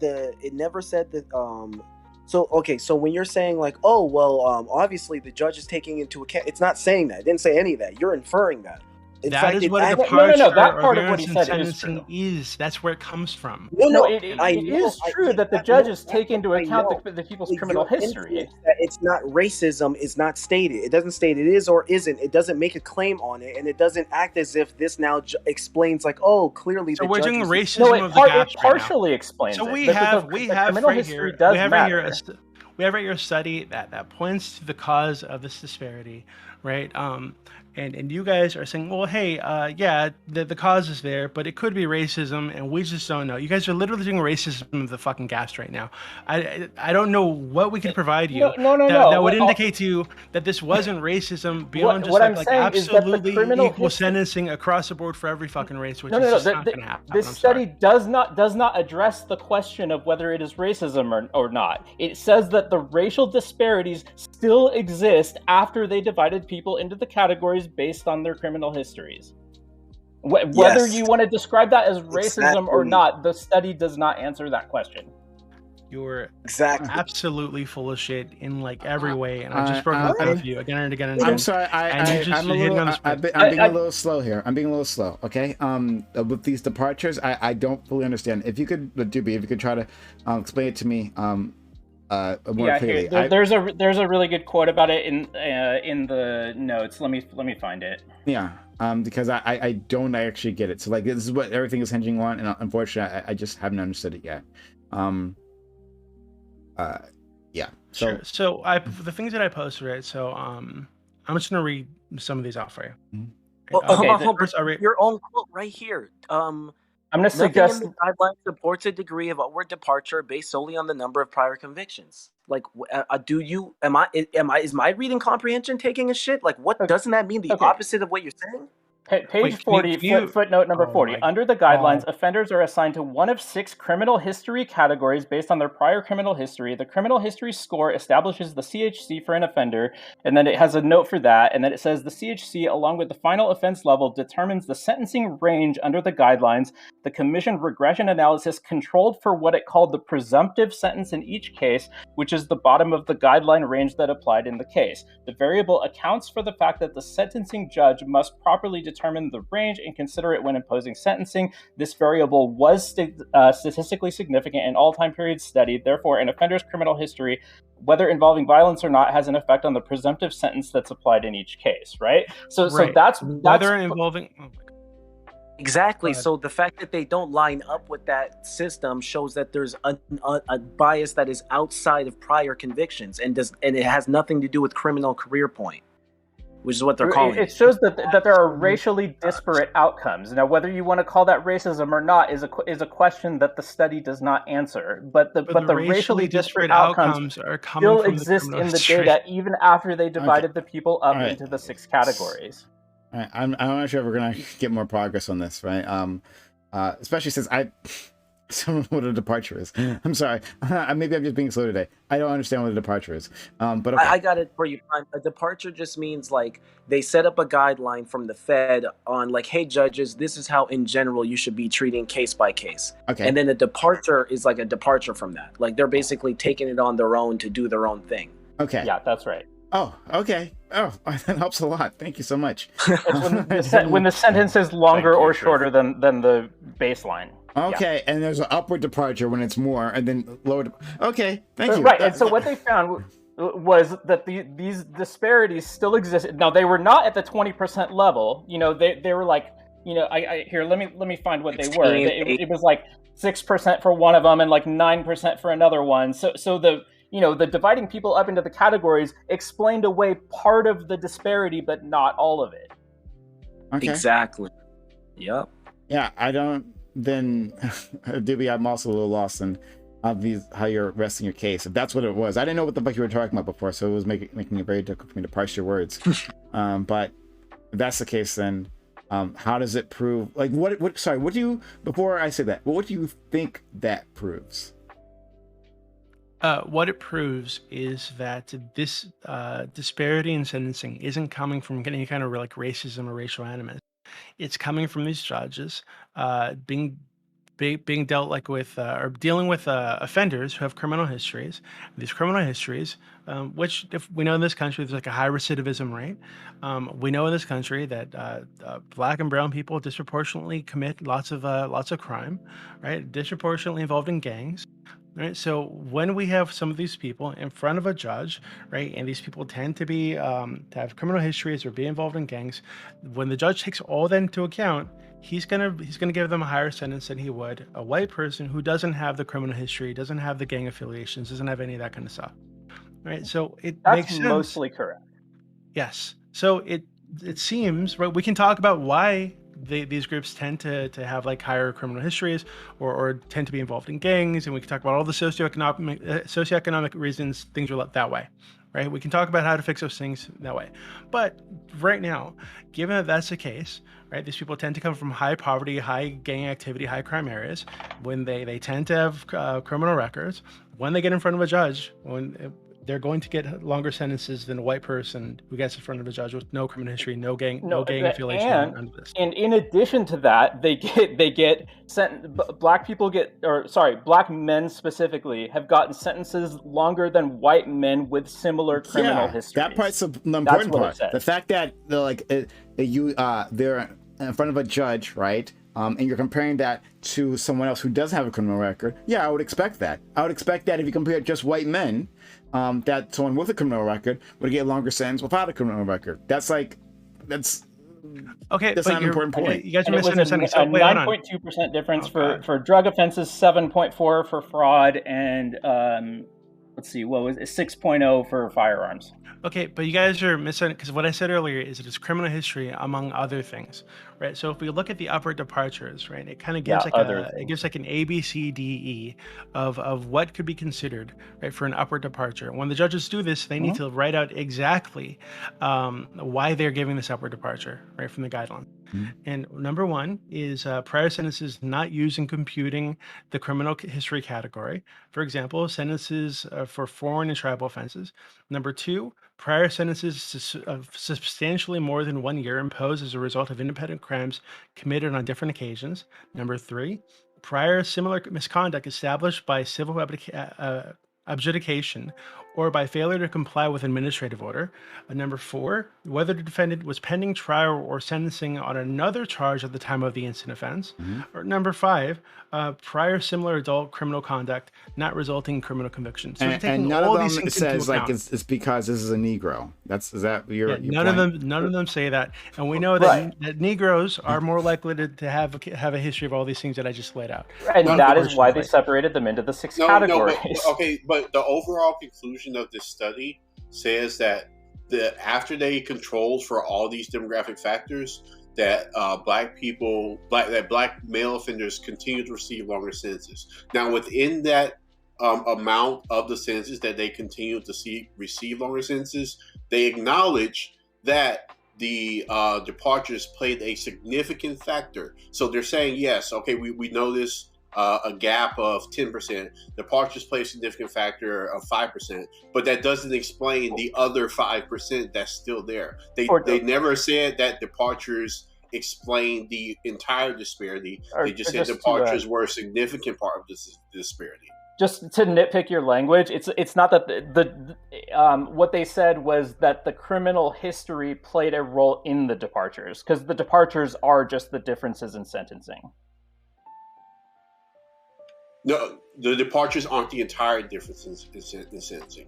But that's the definition of what the departure is. It's deviations from the sentencing baseline. Yes, but I'm saying the difference in the sentencing between the two people.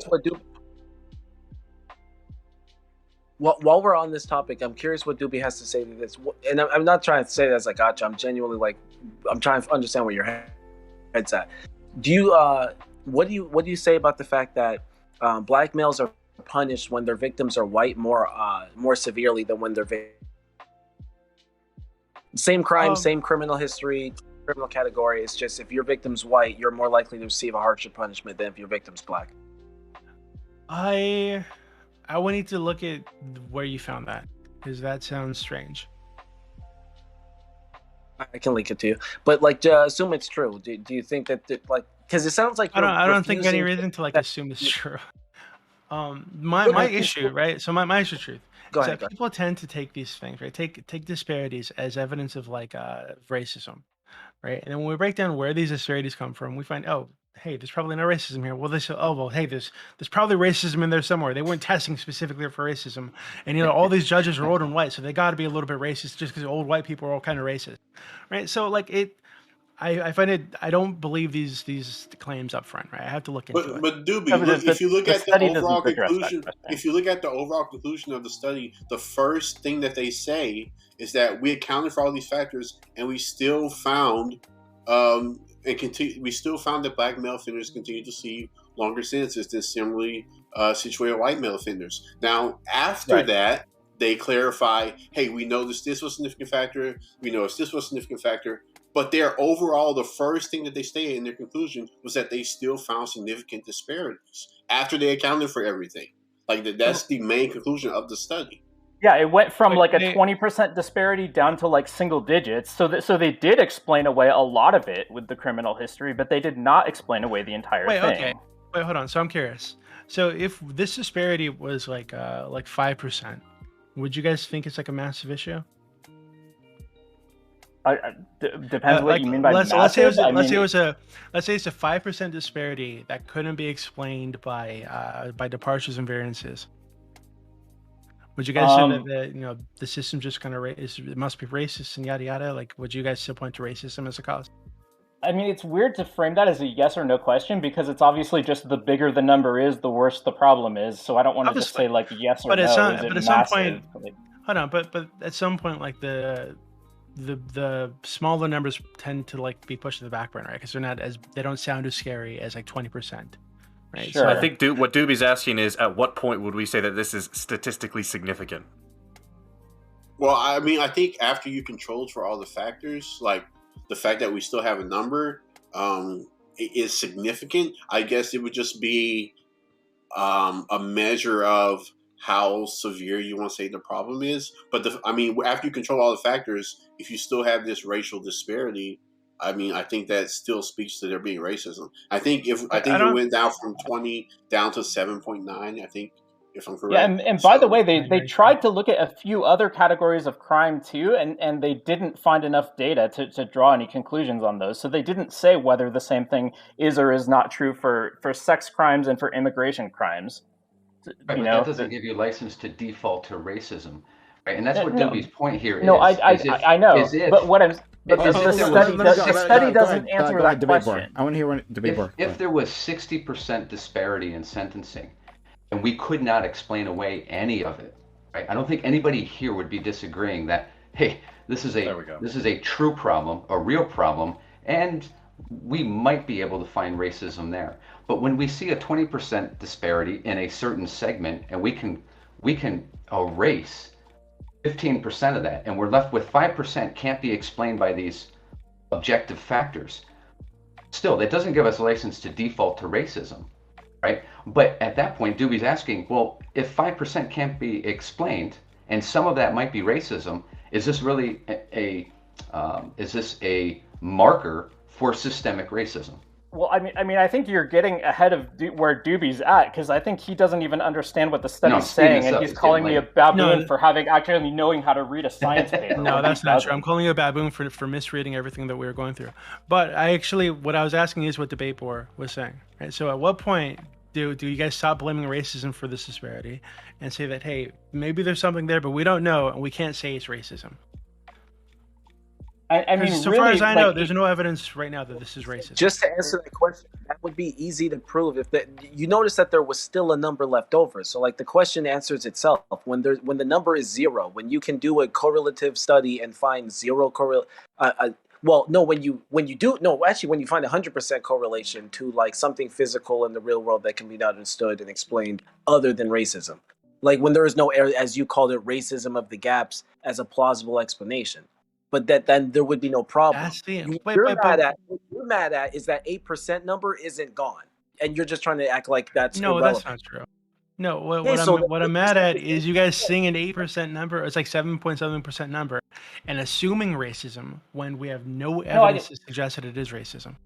No. The study doesn't answer the question of whether that's racism or not. So I think we have it is. Because we know it is. Come on. Okay, well that's the issue that I have. They can't say that. This is at some point. It's like, a little bit ago, you knew the 20% was racism. I'm not going to say that I know that data represents racism, but I will say for other reasons that I know we have racism in our society, and people have cognitive biases on every issue that they care about. Like, it would be astonishing if race somehow escaped that. This is what you would call over-intellectualizing a problem. If there is a body of water that's known to be inhabited by sharks, and someone jumps in it and we see a bunch of blood spurt up, it's not really rocket science to get, I guess the sharks beneath the surface that we can't actually see ate him. Like, well, you don't know that. You're assuming. You're saying that the U.S. justice system is full of sharks. Essentially, that's what you're saying. That's the argument.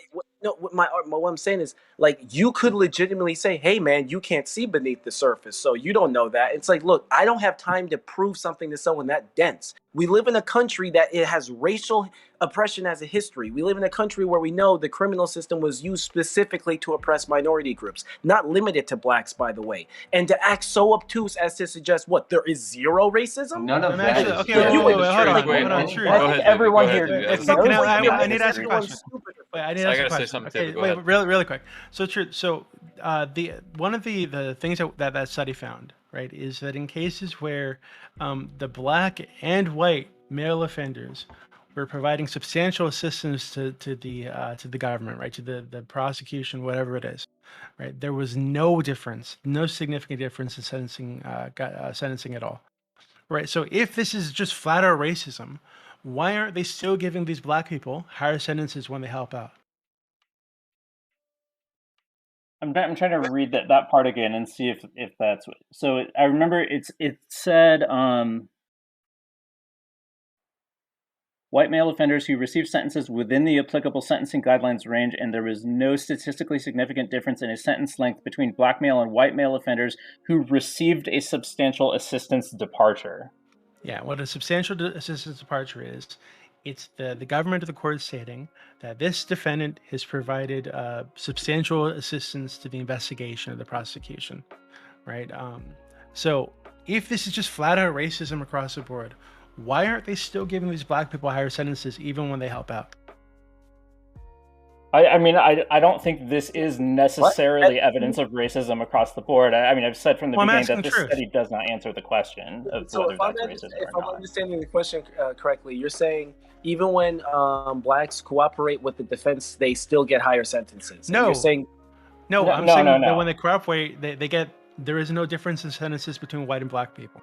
Yeah, they didn't find any difference between white and black men who cooperate and receive like a substantial or whatever. Yeah. Oh, that's like a useless question to ask. Like, so that's basically what you're asking me is how come when people cooperate with law enforcement, there seems to be no disparity in sentencing? That question itself doesn't have anything to do with tackling whether or not there's racism in the justice system. Absolutely, it does. If this is just racism, why wouldn't they still give the black person a higher sentence? No, because most of the time when you cooperate, you're earning some kind of fucking benefit. Otherwise, hence the cooperation. What the fuck? If this because you're saying there's an implicit racism in the relationship, no matter what, that's going to be expressed. And the benefit from why wouldn't racism manifest in cooperation as well? You're guessing. Now you're making shit up. Now you're saying that it's within the legal framework to have the capacity to give different defendants different deals. No, isn't that your entire argument? That's your entire argument. That flexibility does exist. But if that no, because when someone cooperates, you wouldn't depart. Wait, what? No. The cooperation thing is a departure. You could say that. So truth. Hold on. Let me try to. That shows that when people cooperate, there are departures. Where's this? No, okay. It's called a substantial assistance departure, and what that is the government or the court saying that this defendant has provided substantial assistance to the court, the investigation, or the prosecution, right? So when that happens, there is no difference between white and black men in the sentence. Well, they didn't find a difference, and on this specific point, I will agree with Doobie that this is not evidence of racism. This specific thing is not. Yeah, so what I'm wondering is, Truth, if you're saying that the system is just racist, why wouldn't they still give the black guys higher sentences? Yeah. I don't know why they would or wouldn't. So he's saying prosecutors are working off of some sort of racial animus, right? Then you can still do a deal with these individuals because it just benefits the prosecutor one way or the other to like not have to go through court and actually have to prove anything, right? To be able to bully people into a plea deal, right? It's just like it's easier for them to go through this, right? I mean, I could so in that imagine. In that case, like why wouldn't the deals that they offer still be higher otherwise? Is what because they don't depart. That shows in those moments when they're giving someone a deal, they're not. It's called a substantial. You were right, guys. It's called a substantial Truth. I think you're both wrong. Yeah, true. I think you get charged differently when you cooperate, hold on, when you, or the prosecution you requests leniency in sentencing. Because you're telling me that like someone is supposed to get X amount of years, they cooperate, and then there's an upward departure and not a downward departure. Because it's probably downward. It's probably not up. What the fuck? That doesn't make any sense. Exactly. So that's what I'm saying. Like that's not logical. It is a downward departure. Is it a downward departure? No, it is a downward departure. Okay, it means they're giving you less time. Oh my God, Truth, you're killing me. Okay, listen. So I want to repeat the point again. So when black and white men help out the investigation or the prosecution, right? There is no statistically significant difference in sentence length, right? And what happens when they do that is they get something called a substantial assistance departure, which is the government saying that they've helped out a lot and they're getting a deal, right? So if this is just racism across the board and there's like some racial animus that these prosecutors or judges are operating under, why wouldn't they still give the black men longer sentences? Even if they're giving them a deal, why wouldn't they give them a shittier deal than they'd give white guys? Well, the study doesn't answer that question, but I can imagine. What I'm saying is, I understood. I understood it correctly. What I was saying is what you asking that question is not the answer for that, and the inquiry itself does not tackle the potential racial inequities in other instances. It could be a bunch of different answers. For all I know, it's a lot more difficult to give someone an upward departure when they've been substantially assisting. For all I know, I don't know. It could also be the case that the racism emerges during the trial process in a way that doesn't end up happening for people to cooperate. Stop. For all I know, they're literally not doing it because it'd be too fucking obvious that if someone assists with the law enforcement and you still give an upward departure or less of a downward departure than would be apt per guidelines, like that question has nothing to do with whether or not that 8% is connected to racism. And so it's kind of just like it's a distraction. It's like, whoa, I don't know, man. When people help out, they're still being treated like everyone else who helps out. It's like, what? Yeah, because the guidelines are a lot more strict in that instance. Because the upward departure they're not. They're actually not. You don't. Okay. No, they're not. Okay. All right. I don't think we're making any progress on this, unfortunately. We're not. Sorry. I think it's a fair question, guys. Yeah. I think we're just not making any progress, unfortunately, on this. So I think it's an interesting question. I kind of got lost in the sauce of this. The study. I'm sorry.